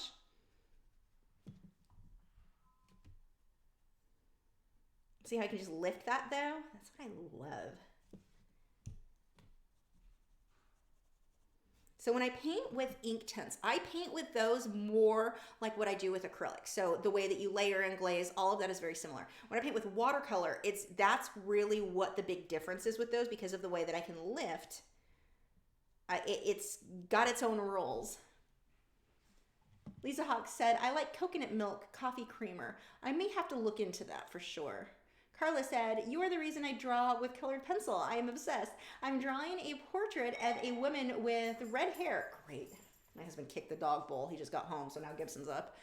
I'm drawing a portrait of a woman with red hair. How fun. I've used 20 plus colors. Yeah, that's the thing. When we're in any medium, we have a tendency where like, people will contact me, or not contact me so much anymore, but a common question before was, what color do I use for skin? One, what race is what is their skin tone? Two, what color, what lighting are they under? That's going to make a difference. Three, probably 30 pencils. A lot, unless you're doing a lot of layering and shading. I mean, shading you can do less, but it's like there's no one color. Like you said, 20 colors. That sounds about right. That's cool. Renee said, if Gibson were a cat, he'd be blaming you for the weather. Oh, I'm pretty sure he is blaming me for the weather, and he's stretching. So if you hear tooting, it's the dog, not me. Every time he stretches, I swear. Diamond Painting with Eskies, hey, I got it right that time, said, I would love to try one of the subscription boxes, but I don't know what I would do with the supplies such as markers, pens, and watercolor that I don't use. You would probably use them for, I like those more for sketchbook type things, stuff that's, maybe I'm not going to complete a full painting for, but I like them for quick sketches. They're fun to use for that. Or I give them to people. I'll do, the initial box, but I have one, well, actually two friends now that are teachers that I can give them to them. They can let the kids use it in class. Or I have friends who are artists who really like to get the extra supplies to play with. So that's what I do. I mean, that's easy for me to say. I'm not paying for the box. If I paid for it, I wouldn't want to be probably giving them away or donating stuff then. But I do get the difference there. But doing stuff like markers and pens, they're fun for quick sketches that you're not like, you don't really care if you waste your supplies trying something that didn't work out. And that's one of the things that's really nice. I think so many of us, oh good, you're here. So many of us, we get new supplies and we're like, I want to try something new, but I don't want to waste my pencils. They're expensive. I don't want to waste them. Use the markers then. Use the supplies you're not as protective over. That it works really well for experimenting and trying different designs. Like what would happen if I did a swirl and then a bird in that, and then try it on a quick sketch with those. That works out really well. Hi. Are you bored? You can't get under my easel this time, so that makes my life easier. Okay, let's see. Sarah said, my gallery is all one page. Oh, cool. That's what I definitely recommend. That's good. Veek said, I knew it. Dogs eat better than most humans. Oh, he does. We just found a new, didn't find, but I found a lady who, she's not new, I mean, she's maybe half an hour from us, and she sells we just went out last Thursday and picked it up, and she has just freezers and freezers in her house that she sells from, her supplier is greentripe.com. By the way, if you have never smelled green tripe, raw green tripe, oh God, it's horrible. It is so horrible, and the dogs love it. It's got a lot of benefits, but it smells so bad. You can look up what it is if you want. I'm not going to gross anyone out by telling you what it is, but it's not. I wanted to die. So yeah, bad. But she sells it out of her home, and it's from greentripe.com, and I was going to order from them, but the shipping would be so much. So really, don't fart over here. Go away. So she gets ships in a whole bunch of it, and then you can go to her house and buy them. So that's where we found. And the funny thing with that, my husband was kind of complaining, like, man, this is far out. You don't want to drive here, once a month or every 3 weeks or whatever to pick up more food. And then we walk in, and she's got her office on one side, and then all of the freezers with the dog food on the other. She's got a hyacinth macaw, and my husband wants a macaw so bad. So like my whole rule is until you're retired and you can spend all day, every day with a bird, you're not, like, it's not fair to the macaw. So he's not a fit for a macaw at this point. My family grew up raising parrots, so I've lived with enough macaws. No, you're not getting a macaw right now. So anyway, he was like fawning over the bird in the cage, and she's like, "Do you want to hold him?" My husband was in heaven. This bird, and he was a really cool bird. He climbs up on his shoulder. He's just like nuzzling his face in his up against my husband. So now my husband will be all for going out to get more dog food from this lady anytime, because she knows he can hold her bird or play with her bird. It's kind of funny. Yeah. So anyway, that is what we got that, and then he's getting a raw mix or a mix-in of vegetables and vitamins and all of that. Dr. Harvey's. We're using that one right now. But my little ones have always they've been on a raw diet for years, but with him, I had to get, like, his food, he needs so much of it, I had to have a separate freezer in the garage because it won't fit in my freezer. So we had to wait till we got all of those parts to get him started on that diet, but he's doing really well on it. He's not as gassy. Like, I didn't just die when he blessed me with his aromas. Like, there's no odor right now, so he's big improvement from that and kibble. The kibble was that was killing me. It was so bad, but now with the raw, much better. So I need to lighten some of this up. So I need to lift some of this green right against that area. My values here and here are too similar. You can't really see where that ends, so I'm gonna lift that. This is not the best brush for that, but we'll lift some. Actually, I'll probably use the white pencil. Okay, I need to stop. I need to let that dry. I'll answer some questions, and I'll play more with the pencils. Let's see. Rick's Artwork said, "Is this inspired by Negrand or Drainer?" Negrand. Definitely. My colors are kind of muted. I should probably darken them up to make it more, but yeah, it's inspired by Negrand. Let's see. Cass said, "I like using soy milk, good dairy substitute." Not really for women. I'm not a fan of soy. I avoid that most of the time. And with how much, because I'm drinking the decaf now, the amount that I drink, that is too much soy. I'm not real comfortable with that as my substitute. Almond milk, maybe. I'm reading some stuff that it's not good for bees, and I'm like, oh, maybe that's not. I like the idea of coconut milk, though. I'm gonna look into that one. I think I would be fine with coconut. Let's see. Whoops, there we go. Also, my dog loves steamed vegetables more than meat. Mine get raw meat, so I don't think that would be the case for mine. I give her broccoli, cauliflower, sweet potato. Sweet potato, my dogs have always loved. He's not had, has he? No, I've not baked too many sweet potatoes since he's come. I need to get some, because that works as a really good treat. Mine love it. Let's see, my Diamond Painting with Esky said, "My American Eskimos had chicken breast, rice, and veggies for dinner tonight." You know, I used to cook for my dogs back when was it? I want to say 2007. There was the whole scare with the food, and there have been many scares since, but problems with some of the foods, like blue buffalo my dog was eating at the time, and that one had a recall. There were so many recalls. So I stopped, or I was cooking for a while with the rice, or like chicken and rice, and I was cooking for them. But it turns out one of my girls can't have grain, so I was making her more sick. Like, she was way better on the other food. So yeah, that didn't work out too well for us.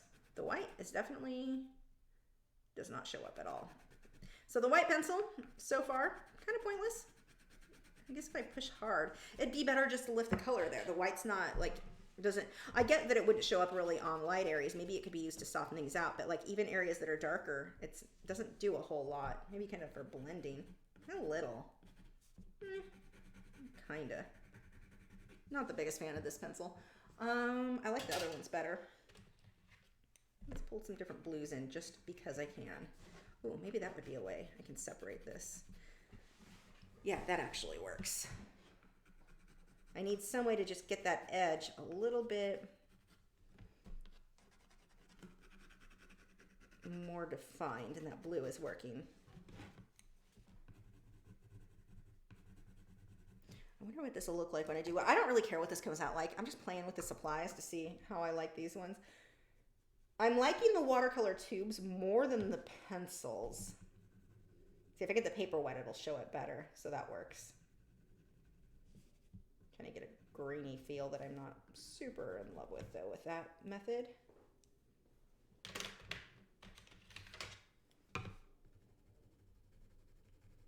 how opaque this color is. Yeah, this is one of my favorite boxes I think I've gotten with a Smart Art box in a while. I'm really excited to open some of the other ones. I've got some that are super old, so I don't know if those are the new improved ones, and then of course the newer ones. But this one, I want to say this was December's box. January, December, I think it was December's. I could be wrong. But, so I'm not sure when they started getting better, but this is like, I've always liked the Smart Art boxes though, to be fair. It's not like I disliked them before. I've always thought they were awesome, but this is like, wow, you guys really stepped it up here. Let's see. Beak said, half the battle against depression may sound trite and glib as I say this, but it's sleep, food, and exercise. Yeah, those really make a difference. It's just so hard to get yourself, especially the exercise. And the energy, when you feel like crap, the energy to get up and make something healthy is so hard to do. But it really does make a big difference. And just because we're talking about it, if you are suffering from depression, do not be ashamed to go to your doctor. Talk to a doctor. They may have stuff that that can help you. Food and exercise absolutely is a big deal. And we eat so much crap in our diets. The chips, there's so many. When you've got 800 ingredients, that's not a good thing. So go. Changing that can help. But also, if that's not working for you, go talk to your doctor. They may have something that can help. Don't feel like you have to go through that alone. You don't. And as you can see, I mean, going through the chat, look how many people suffer from the same thing. You are not alone in suffering whatever it is that you may be suffering. Get help. You can feel better. What you're feeling right now, it doesn't have to be forever. And I can say that from experience because there were times where I was just like, you get to that point and you're like, I don't want to do this anymore. Any of it. I don't want to do any of the, life. I don't want to do life anymore. And that point hits. It's been years for me, but I understand the feeling and it gets better. It can't get better if you give up, though. But if you need to, talk to a doctor. I mean, do what you need to do to feel better. Eduardo said, coconut milk is pretty nice. My grandma always had at least one bottle in the refrigerator. Yeah, I think I'll look into that. Cass said, I get raw organic meat for my dog, and she still likes veggies. Oh, that's funny. Or likes the veggies more. That is funny. I think my girls would take sweet potato. My Italian Greyhounds would probably go with sweet potato before the meat. I'm not sure on him. I guess we'll find out in the future. Rick's artwork. Oh, that scrolled too far. There we go. Have you seen chicken thoughts on Instagram? So funny, like a comic strip featuring a parrot life. No, I have not. I'll have to look into that. Diamond Painting with Esky said, do you like raw baby carrots? God, I hate carrots. Raw baby carrots as a treat. Do mine, not me, the dogs. Like it as a treat. 3 of mine do, the other 2 not so much. 2 of mine, they're older and they don't have very many teeth. Carrots don't work so well for them. Him, I've not tried it. There is raw carrots in his food in the Dr. Harvey's mix into the raw I give him. So, and he likes that, but I haven't tried I need to get some for him. I have a feeling with him though, that he will just shred it and make an absolute mess and I'm going to end up with carrot everywhere. But Echo would probably eat the carrot bits. That might work. Then he's basically shredding it for the dog that has no teeth or very few teeth. Ursi said, Lisa, maybe you can do a chicken cam on the next art box. Well, it depends on what I'm working in. He can't be in the room during the live stream. Chicken and him can't be in the room together. Chicken could be in here if he is in a cage, but the cage I have, I'm not in love with as far as its sturdiness. If I zip tie it, it should be fine, but I don't want him to knock it over or scare Chicken. Sighthounds have a very high prey drive and we keep Chicken in another room. So I'll have to think about that, how to set that up right. I don't know how he'll feel. He'd probably be fine if I put him in the crate during the live stream, but Renee said, are you using the Bruynzeel Aquarel pencil set of 12 that came in this art box? I have been playing with them now. Yeah, that's these guys here. That's what these pencils are. I'm not loving the white, but I'm kind of just going through and cleaning stuff up. I definitely am a bigger fan of the watercolors themselves. They're like the tubes than I am the pencils. The pencils, I've got to go back over a few times to soften out. They're, you get that more of a gritty look, it seems. And it may just be the way I layered it. I don't know what I want to add to this. What time is it? 9:30. Maybe I'll start something else. I'm kind of bored with this one. Let's go to the next section. This doesn't lay down right. That's weird. The pages So you know how this one came out like this? The pages are kind of, can I move this in a way that it'll lay flat? Like I can only lay one side. The front one worked this way, but now these are not, none of these are flat until that, okay, wait.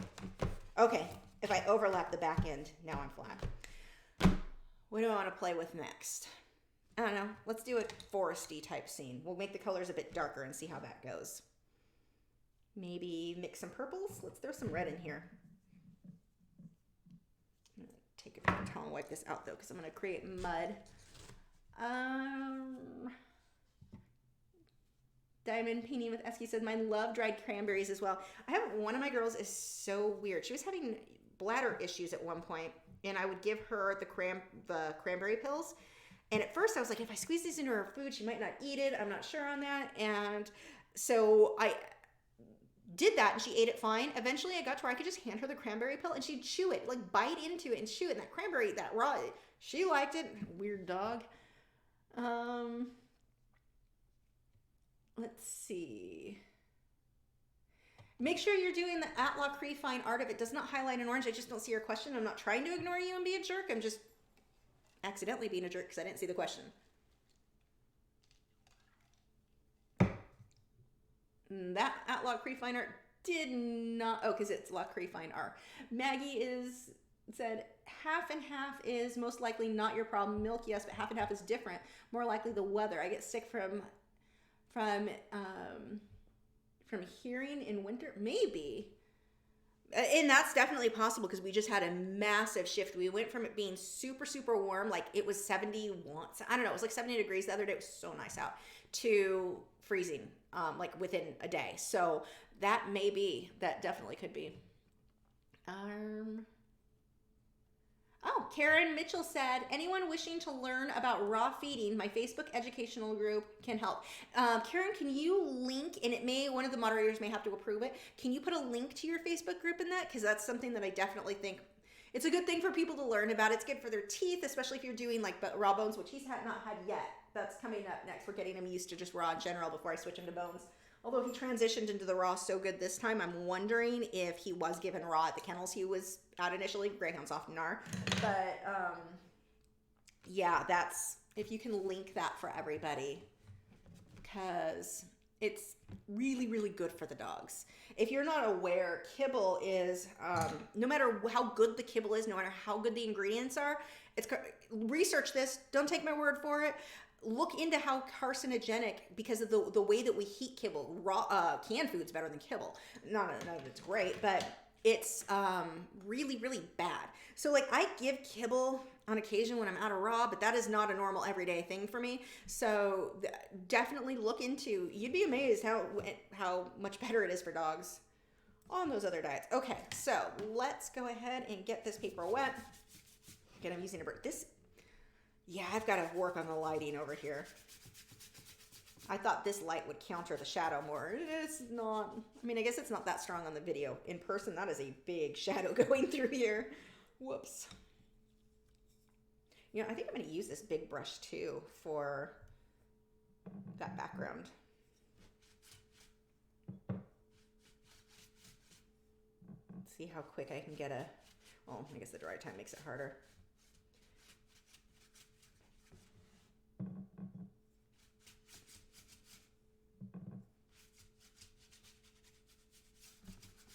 I have no idea where I'm going with this. I'm just slapping color down. I love the softness that you get from watercolor, especially in sketchbooks. I think if I start using sketchbooks more, this would probably be my medium that I would play with a bit more. I just think it's so fun. Okay, you dry for a second. Well, I guess I can still do this while it's wet. So I'm going to use less water here, and it will spread out a bit because it is wet. See how it just kind of spreads, but I get this nice softness.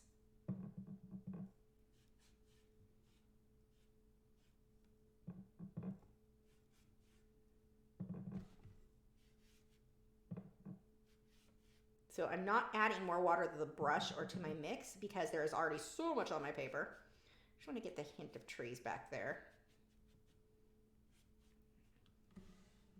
Okay, let's let that dry for a second. Um,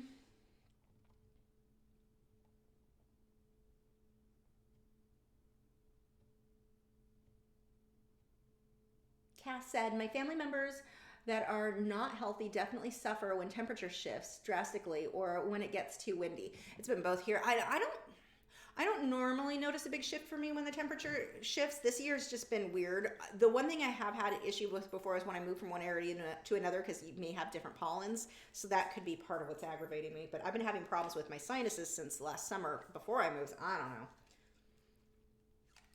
My natural doctor's got me taking stuff that helps with that, but I keep forgetting and not taking it because I'm irresponsible. Hi, you bored again? Try to get some light. Yeah, I need this to dry before I mess with that. I'm making a mess. Let's see. Uncle 60 said, how's the new big house? How are you keeping up with cleaning a bigger house and doing artwork? So my husband luckily has been helping a lot with cleaning. We have our cleaning day is Saturday right now, although his schedule is changing, so we probably moved that to Friday. So whatever our cleaning day will be, lately Saturday. I clean, I normally would clean at night when he was too, kind of encourages him to clean, but the construction going on in my area, I can't really, I normally do my video recordings or the voiceovers in the morning, but I can't do that right now, so I'm having to move stuff around. But anyway, I clean the biggest part of the house, so like from the studio, the main hall, and the living room, kitchen, studio, office, 2 halls, yeah, all that. And there's so many windows, so the blinds take a really long time to dust. And then all those floorboards and the mopping, God, that's a lot of space. But then, I know, poor me, I'm complaining that I have too much space. And then he cleans the second hall and all of the bedrooms and the chicken room and his bathroom. So, like, it really does help with him being responsible for that half. It takes longer for sure than our apartment did because our apartment was really small. But with him helping, it's not nearly as bad as it would be. But we just do that every week so it never gets bad. We're not well, I'm not messy. My husband is very messy, but he's been, since we moved here, he's really good. Both of us are like being ridiculously neurotic about not having like dishes in the sink and stuff. So it's not been too bad cleaning. Someday I'd love to be rich and hire a housekeeper, but I don't see that in my near future. Let's see. Maggie said, I live in Southern California desert, humidity today 1%. Oh, geez, that is nothing. I definitely like the humidity here in North Texas so much more than what we had in California. Like, I know a lot of people complain about the humidity. I love it. I am a fan. This isn't going to be very good because I'm just kind of, oh, I need more water than that. I feel like I'm a child just playing with colors right now because I'm not taking this remotely serious. So much so that I should just go on to Q&A. What time is it? Yeah, 9:42. I'm done painting. We'll go back to the one I like better. Maybe I'll just fuss with this a bit more after that dries. I can come back, and here's what's cool. I can come back, even though things may start drying. It's watercolor. I can soften things. I can come back and fuss over things all I want. And eventually I can turn that into a forest. I may do that on another sketchy night. Okay, so I have to, when you have to kind of mess with this, this sketchbook so that the backing is in just the right location so that you can lay it flat. It's very odd. Nope, that's not the right way. There we go. Now it's semi-flat. Flattish. Let's see. Miriam said, hi Lisa, love your painting of Gibson. Thanks. He seems to be such a ham. Yay for your big new house. So happy for you. Thank you so much. It's funny. I am more excited about the dog than I am the house, which seems silly, but I was texting my husband the other day when he was at work. I'm like, for some reason I feel super like mature and responsible when I pay the house payment. And he goes, yeah, because if you didn't, Gibson wouldn't have a house, because he knows what's the important thing to me. Why your head under the desk? Please don't move too far. No, see, you can't come through that way. You come through this way. He likes to try to get to you through the smallest possible area, in this case, in front of the camera and the desk. Let's see. Shannon said, I find the dampness upsets my arthritis more than just the cold. I live in Canada, and when it gets below freezing, I'm okay, but just above with a lot of damp turns me into a pretzel. Yeah, my arthritis has been horrible lately, too. But again, going back to, I was eating like crap, like really bad pretty much since we moved. So I had like 2 months of nothing but terrible, terrible foods.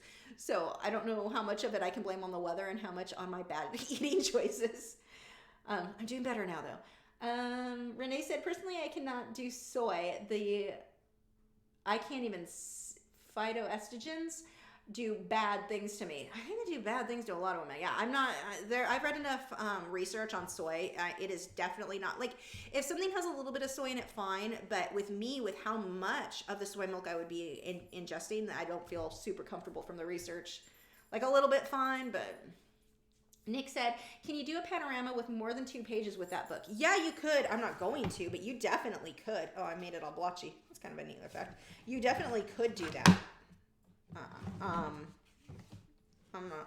I'm not, but you could. Let's see. Joy's hoping for more watercolor tutorials, please. I need to get some more, I need to get some more tubes of watercolor that are like actually, I really like these that are light fast. These have been really nice. Am a fan. And I like the colors in the set, but yeah, definitely. And of course, watercolor pencils. I've got 3 great sets. I've got the Derwent, the Caran d'Ache, and Faber-Castell's set of watercolor pencils. All of them I love. So I definitely need to do some more of those. Robert said, how do you find motivation to draw every day? I've been stuck for a few weeks now. Please help. Very common question, very common problem. You're not alone, that's for sure. For me, it's kind of easier because it's my job. I don't really have a choice. I have to get a certain amount of work done in a certain amount of time. So that definitely makes things easier for me. But for getting on a schedule is a big deal. So let's say I'm not going to use art as the example for me because I have to do it being that it's my job. Let's go to violin. I play the violin. I have not touched my violin in probably a year. Maybe not that long. But I mean, I'm so out of practice. My first day of practice, and it makes it worse. It's been so long since I played. Hello. He's a snoot. It's been so long since I've played that I'm almost hesitant. Like, the first week, when you haven't played in that long, it is going to sound horrific while I get back into practice. And it'll take me more than a week to get in practice, but that first week especially. And it's like, that kills my motivation because I know it's going to sound terrible. I don't really want to do it, and all my excuses. So it's one of my things recently that I'm like, no, this is stupid. I really want to start playing again. I'd like to do some videos with music again. I'd like to record a CD with violin. I mean, I know how to do it. You have to practice in order to make it sound not like a devil cat. So from what I'm going to be doing, I've set a time that I'm going to do every day except the days my husband's home. Because when it sounds that bad, I do not want people around to hear it. Sorry, neighbors, if you end up being able to hear it. But, so not Tuesdays, not Sundays. Those are my 2 days that I will not be playing. Other than that, every single day when I get up, when my husband goes to work, before I start working, minimum 15 minutes, 10 minutes. We'll say minimum 10 minutes. I'm giving myself a time frame of I'm going to play for this long, no matter what. Doesn't matter if I'm in the mood, I'm going to do it. And what will happen, even 15 minutes, even 10 minutes, any minutes is better than nothing. And you can do this with art. Sketch, make yourself sit and sketch a mason jar with paintbrushes in it for 10 minutes. Anything will get you started. But if you can develop that habit of doing it every day, like this is the time for 10 minutes, 15 minutes, you'll get to the point where doing it longer doesn't seem like such a challenge. This is just what you do. Your body like your mind, I guess not so much your body, but your mind is just like, this is what I do at this time. That's what happens. So that would be the best thing. Set a time that you have every single day and make yourself sit and sketch. Anything in the room. It could be the trash can across the room. It could be your computer sitting across, whatever. Just sketch something. Get started that way. Once you develop a habit, it becomes very easy. But it's going to take you a good, 2 weeks to 4 weeks. It takes some time to develop that habit. Once you develop the habit, you won't want to miss a day because you don't want to mess up your running, what is the word I'm looking for? Your streak of getting stuff done every day. But you have to start somewhere. When you get out of habit, it is kind of like the gym. Or walking is my thing. If I don't walk every day, I don't walk at all, hardly ever. I have to make myself walk every day. After a week or so where I've done it every day, then I don't want to mess up that, like, I've done it every day. I don't want to mess that track up. So I will be more likely to do it. So those are my tips for getting yourself motivated. You have to just develop a habit. And it's funny because it's like walking. I enjoy walking. It's not that I don't like to do it. I definitely do. Gibson would love me to take, well, it's been too cold, but I still have to make myself do it. Like it's hard. You get in the habit. You've got to develop a habit, and that habit takes time, and it just takes taking that first step, even if it's only 10 minutes, that first step, anything, you just have to start. Let's see.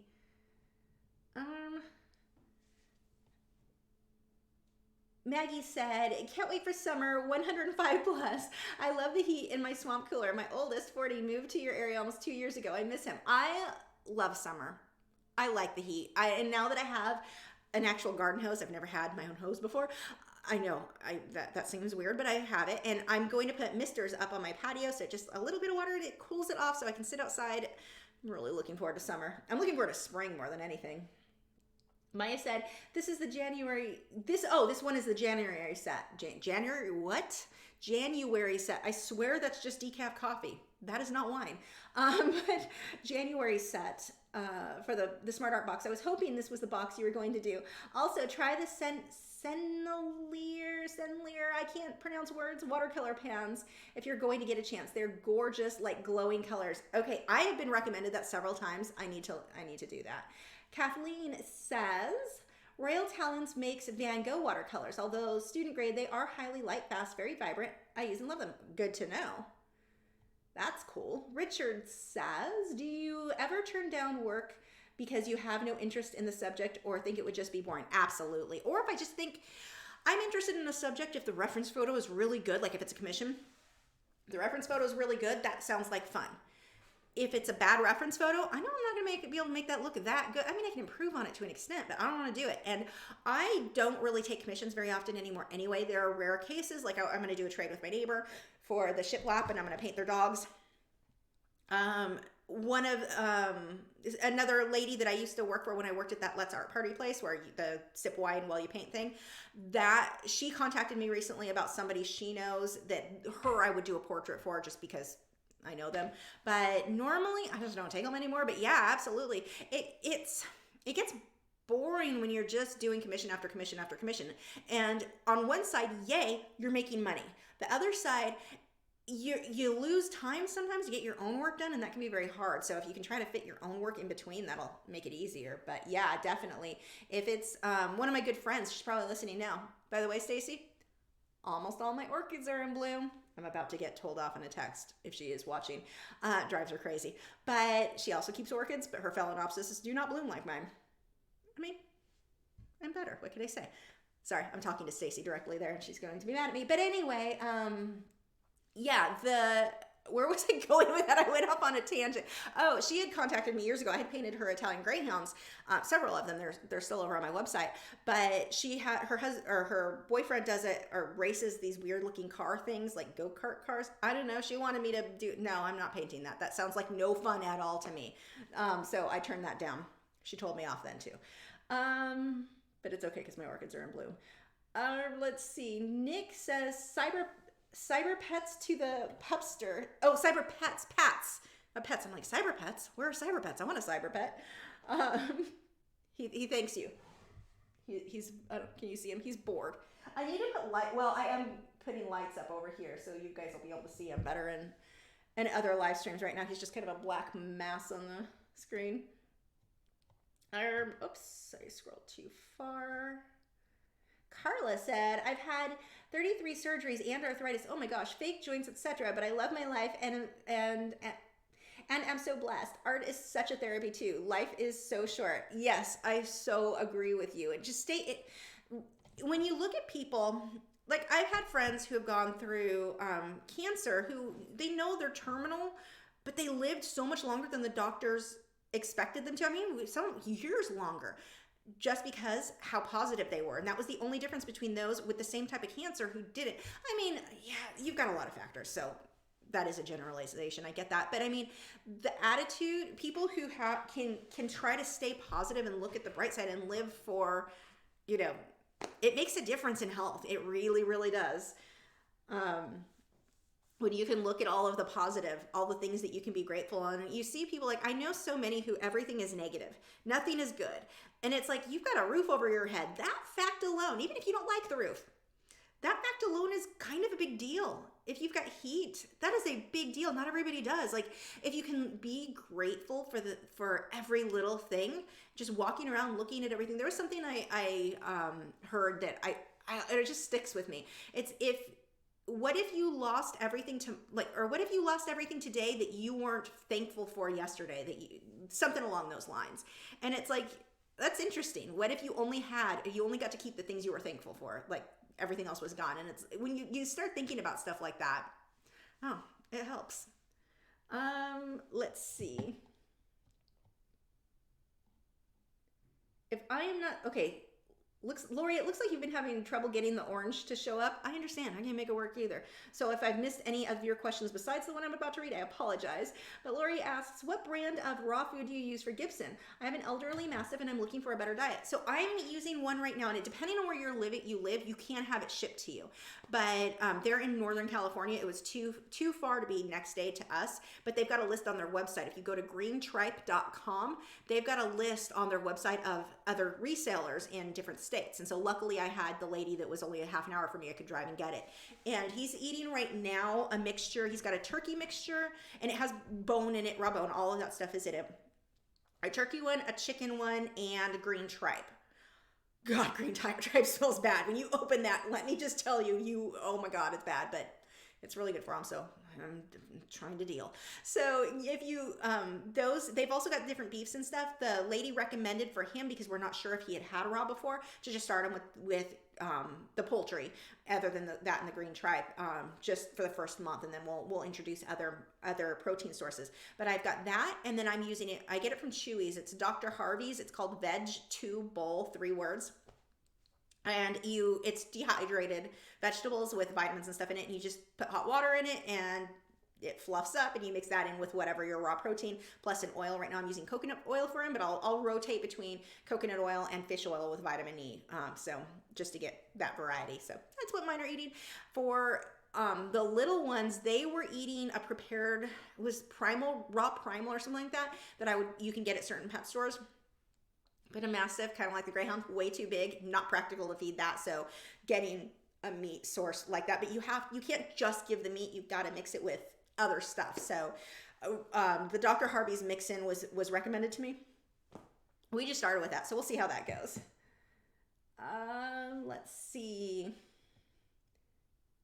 Yeah, Demetra said, maybe it should be wine. It'll be wine after the live stream. I have my glass of wine. As soon as the live stream's over, I go and get that. I'm looking forward to it. Shannon Wolf said, I have issues with being a perfectionist and tried your idea of small studies and doing something in a loose style instead, and it really helped me work through it. That is awesome. That is really cool to hear. Cass said, I am weird. People look at me with very surprised faces when I say, what a beautiful gray sky. I like stormy skies. I think that they're very, like, one of my favorites, one of the things, I should have painted that. One of the things that I think is the most beautiful thing in the world, like, okay, so when I moved from Southern California, we were in the foothills, very pretty. I mean, unless you look too close at all the tagging everywhere. But, I mean, there's a lot of pretty about Southern California. And when I moved here, I remember my grandmother coming to visit and commenting she couldn't deal with all the flat land. Oh, okay, she's the most negative human being in the history of the world, so she can't deal with anything. But, so anyway, moving on. So I'm like, I think it's gorgeous. I love the flat land with like corn crops or the wheat, which is funny because I can't have wheat, but oh, I think it's gorgeous. Spring, when all of those crops are like glowing yellowy green, they're just beautiful, and a gray, cloudy, stormy sky. That is one of the most beautiful sights in the world to me. Like, I just love that. I need to do a painting like that because it makes me super happy.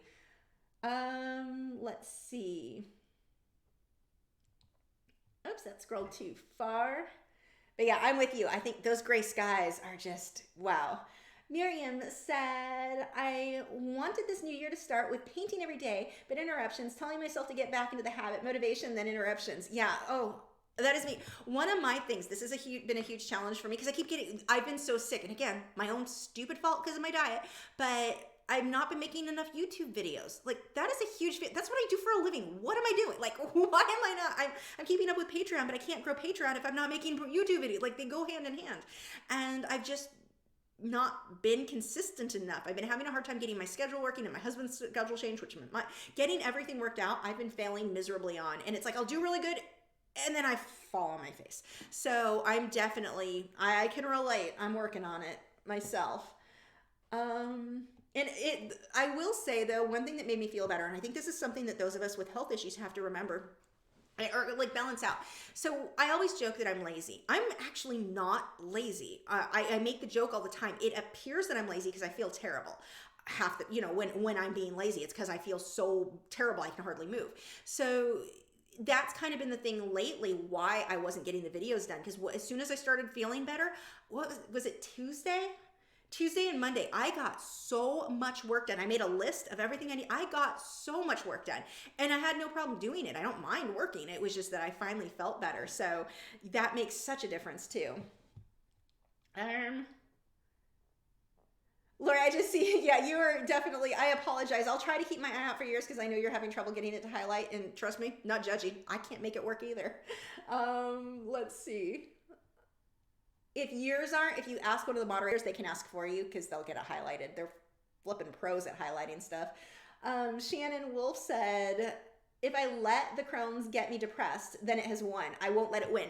I had the same attitude with the fibromyalgia especially. I was so sick, and it's like, I'm not going to let this rule my life. I'm not going to let my fatigue and the nausea was a really big thing for me for years. I'm not letting that, exactly, I'm not letting it win. I'm not going to let my life be ruled by that. I'm still going to paint. I'm still going to do those things. I mean, I had times where I wasn't getting a lot done, but I still was like, because I had people telling me because I was struggling financially so much for so long, that I should just go on disability. And I'm like, I feel like in my case, I felt like that if I did that, I would stop trying so hard to make artwork. And I'm glad that I didn't give in to that, because I could have, but it wasn't the right option for me. So yeah, I'm really glad that I stuck with it. But that was kind of my attitude. Like, it's not going to beat me. It's not going to define me. I know I've been talking about it a lot, especially tonight, but normally it's like, even if I don't feel good, I don't normally want to talk about it, because it's like, I'm going to pretend it's not happening and keep trying to push forward. RC said, try the Faber-Castell watercolor pencils for accurate demonstrations live. Yeah, I need to do a demonstration with, I painted with them. I love them. So yeah, those are good pencils. Let's see. Let's see. Lori said, been going to the meat department.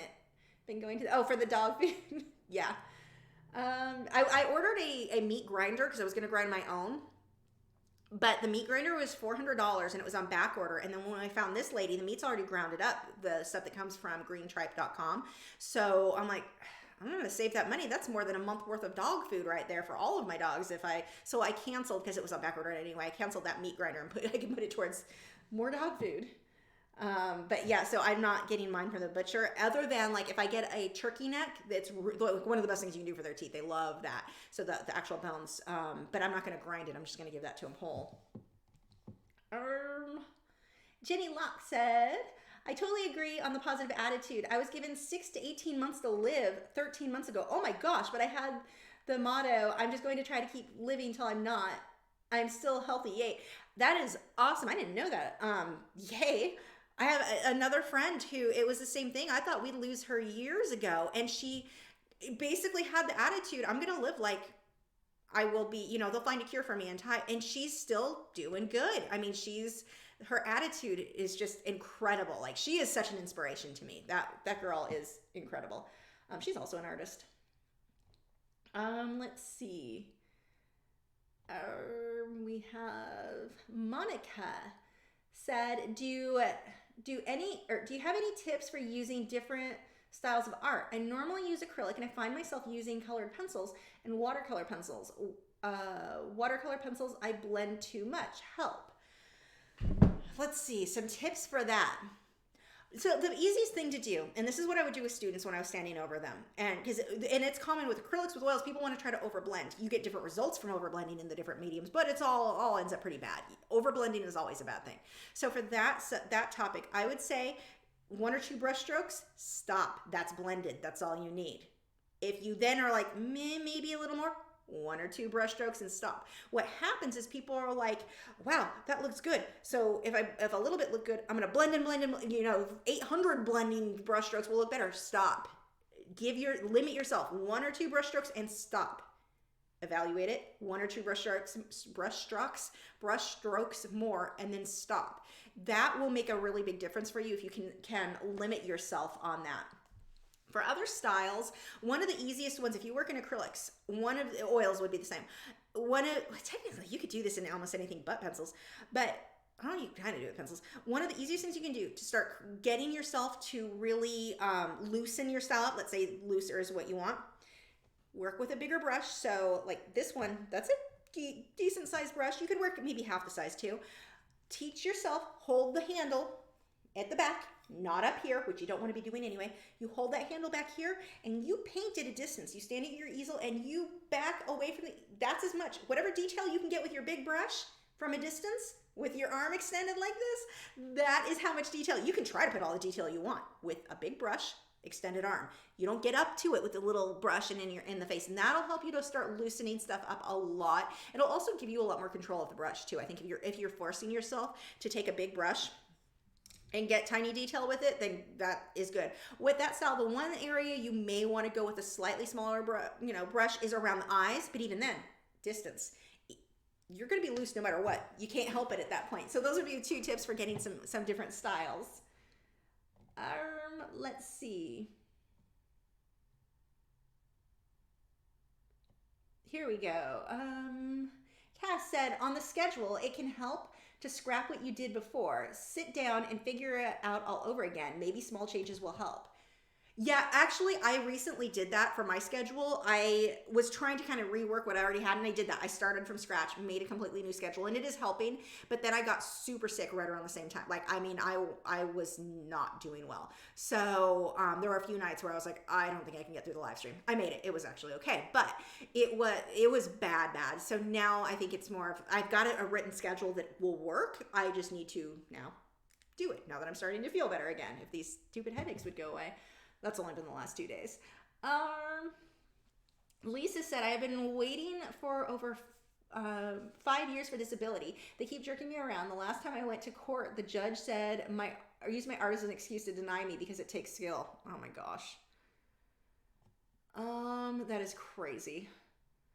And I'm sorry you're having to deal with that. My father-in-law was on disability, and they had to get a lawyer. They had to actually sue, get a disability lawyer involved to make that happen, which was like, if you're on disability, you can't afford like, that's kind of the point, that you need disability. How can you afford a lawyer? It's very frustrating that the system is set up in that way. Let's see. Shannon Wolf said, I finally got that. Oh wait, no, I finally had to go on disability, but I still work. I can only work part-time. I'm a nurse, so I work 6 shifts in 2 weeks. That's a lot less than you typically would have to do. But I'm glad that you're able to do both. Tatiana said, hi, I'm currently working on Lux Archival polychromos with powder blender. Any advice on how to blend tiny details? I have soft tools and small makeup applicator. So what I do, I like tiny details. They don't really need to. Okay, backing up a little more. Powder blender, not everything needs to be blended with powder blender. Powder blender, I'm going to use it on the bigger sections. On smaller sections, the pencils themselves, or even my pinky finger can be enough to blend those. So if it's too small, I'm not going to even worry about powder blender. I may use powder blender on the small areas for a loose, like just getting pigment down. But then when I get into that, I'm starting to make things crisper on those final layers. Then I'm just going to blend it with my pencils more often, or paint thinner. So when you work on with powder blender, you can still use paint thinner, and I'll usually use those if I'm trying to make an edge super crisp. I'm not quite getting it with a pencil alone, but so let's say you've been working with powder blender, you spray it with your texture fixative, you add more colored pencil. Now you can add OMS at that stage if you need to, because you put texture fixative down in between the powder blender portion and the other. Now, if let's say you were blending with powder blender, you put on more pencil and you were like, I think I'd like to blend with OMS. Don't do it. You've got to have that texture fixative down first. If you put OMS on an area that has not been kind of sealed down with, which it only seals it to an extent, but it's been kind of sealed down with a texture fixative, you put an OMS on it, you make a paste that isn't cute. You don't want that. So you just have to make sure you do it in the right order of blended everything with powder blender, Get everything in pretty loose, spray it with your texture fixative, then those little areas you can use your colored pencil and then blend that with OMS. And when that dries, you can put powder blender on top if you needed to. It's not like they're incompatible with each other. It's just that you want to make sure you've got something sealed anywhere where that powder blender was used. You've got that texture fixative before then you're adding more pencil, then you can use the OMS, but you've got to have that texture fixative between the pencils and the powder blender for anywhere where you will blend or it will be a pasty mess. I should probably do a video showing you guys how much of a pasty mess. That would be a really good video. I like this idea. That has to come. I'm writing this down on somewhere because my memory, I don't have one. Hold on one second.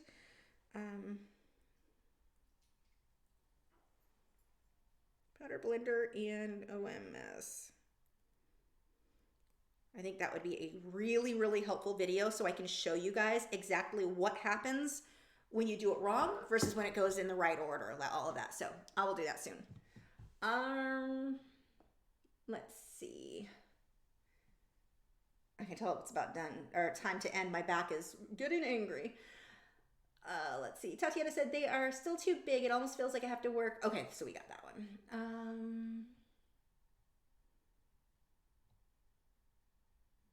Demetra said, are you planning on using the blendable markers on the next subject? I am. I have not decided what it's going to be. Contemplating an alpaca, not sure on that. I also want to do a landscape. I don't know yet, but I'm starting it tomorrow, so I should probably decide, or Friday, tomorrow. I don't know. I'm starting it soon, probably tomorrow, so I need to decide. Let's see. Melissa said, is this painting from Minecraft? My son can't go to sleep until he finds out. No, it is not. It's World of Warcraft. It is Migraines. Well, it's kind of a crappy version of something from Migraines. Let's see. Veek said, I can count five things you have that I'd consider blessings. Hubby, menagerie, new house, art, and wine. I couldn't agree more. I love all those things. You want to talk about grateful things, like little things, finding little things to be grateful for. Solar lighting for the backyard is like the most amazing. I got one set. It was on an Amazon daily deal. I'm a sucker for those, but they're two little lights, and you point them up at your, like in my case, I pointed them up at the tree because I don't have power out in the back part of the yard. It looks so cool. I'm grateful for that too right now. Let's see. Shannon said, I live in Canada, so it may be different here. Oh, what was the first part of the question? Oh man, I missed the first part. Oh, wait. Oh, disability, talking about disability. Yeah, it might be. Lisa said, I have a lawyer. Oh, and that just scrolled way too far. Oh my gosh, and I'm missing lots of questions. Let's see if I can get through these real quick so we can wrap up. Where was I?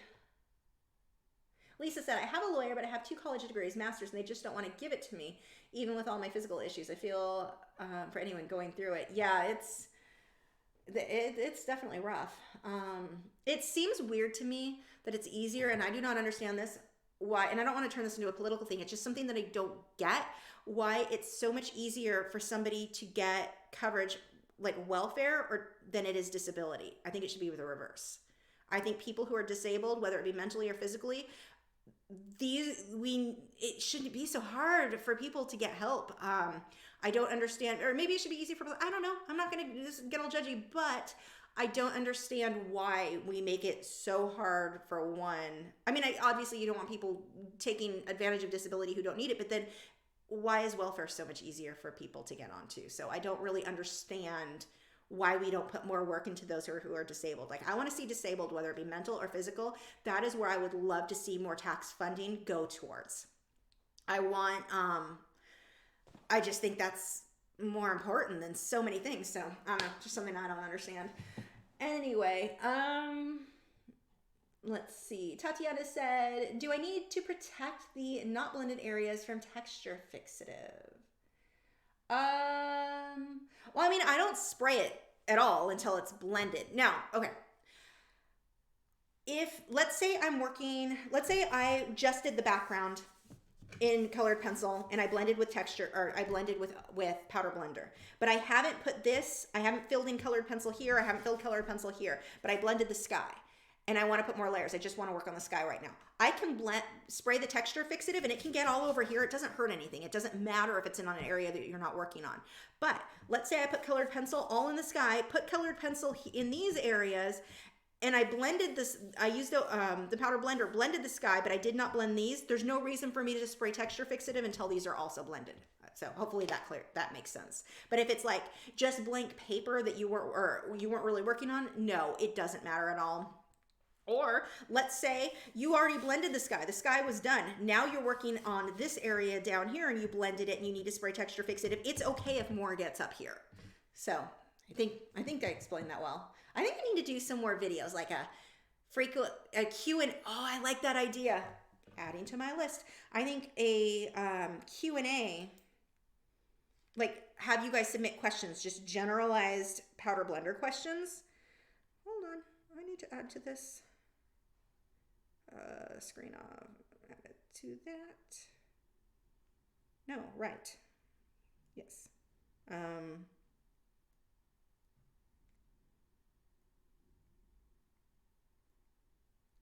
I'm making myself, stop that, right, ideas, because I'm finding myself, my memory is, and it's always been bad, it's not something new, but I'm so bad, I get a good idea, I'm like, oh, this is great, I don't need to write that down, there's no way I'm gonna forget it, and the next day I'm like, crap, I knew I came up with something and I didn't write it down. So yes, I'm making myself take notes now. Let's see, Monica said, thank you, I started watching you in 2013. Wow, that's like right about, was it 2012 I started? And you're one of the main people to help me with my anxiety and find my unknown talent of painting and drawing. Thank you so much. I love hearing stuff like that. Thank you. That is awesome to hear. Renee, let's see.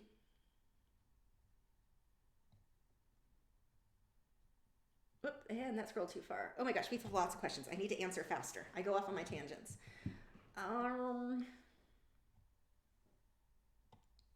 Samson said, I work at a major pet food company, mostly canned dog and cat food. You would be horrified to know what and how is put together and what they use. Yeah, I worked... so here's some shade thrown at Canada. I worked at an animal hospital in the back half of that store. It was like a big bar, and the front half was the animal hospital. The back half is where one of many locations that they bagged Canada. The owners of Canada own the building that this pet hospital used to be in. So there was that like political weirdness. So Canada is a good food. Like if you look at the ingredients, it looks great. But the problem, and then there was a feed store right next to it. So pretty much most of the people, the customers who came to this animal hospital also went to that feed store. That feed store, because it was owned by the people who made Canada, pushed, like all their employees really heavily pushed Canada to everybody. It's such a great food. Everyone should feed this. So one of the things that we started seeing and I'm not even getting into the carcinogenic factor of dry foods, but one of the things we were seeing is dogs, like young dogs like German Shepherds, dogs that had prick ears, so they're not prone to ear infections. Like any breed, any age, didn't matter. I mean, we were seeing hundreds and hundreds of cases of ear infections. Why? This isn't, I mean, there's certain breeds that are prone to it. You'll see it a lot with Goldens or Cocker Spaniels because air's not really getting in there. It's a bit more common, especially Goldens that jump in the pool a lot. But we were seeing it, or labs, we were seeing it all the time. And the one thing they all had in common, they all ate Canada. So the vet had to kind of like on the lowdown tell people, try switching diets. Sure enough, these dogs that had chronic, I mean, they were in every week getting treatment for their ears. They weren't getting better. Switch the food, problem solved. So in my theory, this is a theory. What I just said, that was fact. That's what we experienced. But my theory has always been that there was some kind of fungal thing. Because you watch, this was out in this stinky barn in the open. Like there's fungal spores everywhere. I mean, California, you've got the, what is it? Yellow, what is it? It's a fungus. Yellow fever. People get yellow. No, I don't remember what it is. I don't know. But it wasn't a sanitary situation. And it always, I wonder if it was causing a fungal issue with the ears, which would make sense. One of my Italian Greyhounds, the breeder I got her from, she sent me, I went and picked her up and she's like, here are the vet, she went for her exam, but the vet said she had a minor ear infection and had drops for it. I said, what are you feeding her? Canada. There's the problem. Dog doesn't need ear drops. The dog needs to not be eating Canada. So, and the breeder did change when she found out. But I mean, it was I've had it happen to 2 dogs because I got the food free working there. And I'm like, we had a shepherd mix. I'm like, he's fine. That dog is like iron stomach, iron everything. Nope. He ended up with it too. He maybe a year old. And this was so, I mean, we were talking hundreds of cases, but it wasn't a sanitary environment. I always wondered if that had anything to do with it, or there's just an ingredient in there that irritates a lot of dogs. Very odd. So if you ever have a dog who's having ear infections, try changing the diet. And I've seen it with another, it happened with my dogs with another food that I had them on. I forget what it was. Changed the diet, ear problems. They kept shaking their head, went away. So anyway, yeah. Kaz said, I'm not that old, 25, but I still write things down to remember everything. Life is too complicated to keep it in my head. I am with you on that. Let's see. Richard, thanks for another great show. Well, we're staying up until after 4 a.m. Oh my gosh, you're up late. I think artists, we're just such night people. Carla said, one of my favorite sayings is, I was irritated that I had no shoes till I met the man who had no feet. Yes. I always remember that because I can't not tell stories.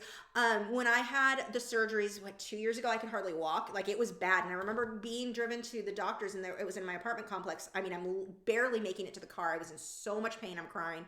And I remember watching a lady walk. She was just walking, like carrying groceries and something, and feeling jealous. And jealousy is not something I normally have. Oh, I was jealous then. Like, the simplicity of being able to walk, like those sorts of things. It really makes you, when I felt better, appreciate, like, I can walk today. Like, that's a big deal. Yeah, that's a good saying. Let's see. Shannon said, I like that I can work and disability helps with my medical costs. I can cover living expenses, but medical supplies are expensive. Oh, absolutely.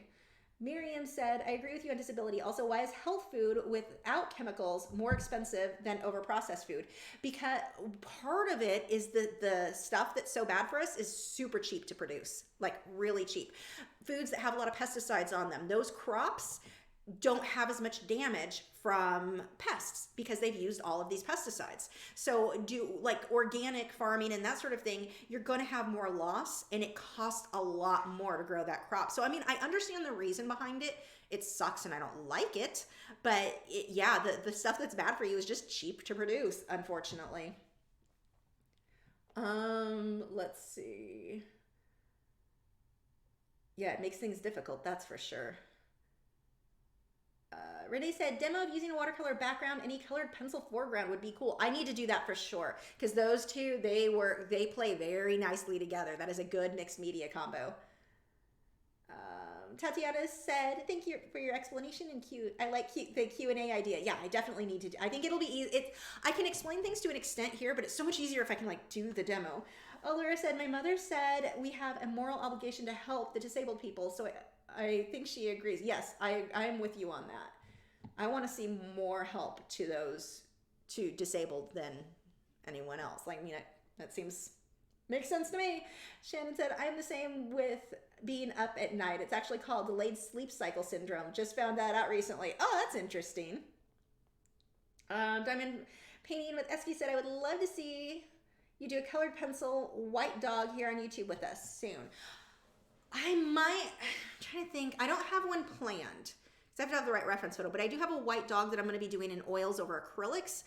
And I think that will help you. The colors anyway will help you. Even watch it, even if you're not, an oil or acrylic painter, watch that one, because that's my neighbor's dog I'm going to be painting. That is going to show a lot talking about color and shading and how to work on white dogs. So that one will be good no matter what medium you're working in. Okay, it is 10:23. We are late. My back is angry. My dog. You guys can't see him, but I have to take a picture because, oh my gosh, he has no head. Hold on. Maybe with a flash, just for making sure it shows. 1 second. We'll zoom in a bit there. Okay, I will probably post these on Instagram because that's what he is missing a head. Because that is I think that's going to turn into a little ritual for us. Ritual? Maybe that's not the right word. A tradition. That's the word I'm looking for. Yeah. A little tradition of Gibson during the live stream. He's a graceful beast.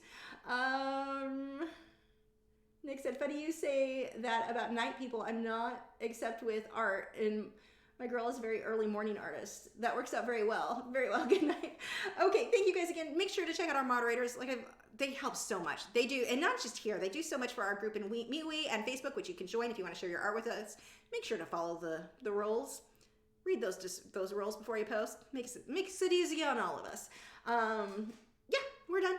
I will see you guys next week. It may end up being another Smart Art box because I've got several, and this was an absolute blast. I'm super excited about the improvements they've made. I feel like, these supplies are, and the thing with Smart Art boxes, sometimes you get a really, really good one, and sometimes you get one and you're like, meh, not my favorite.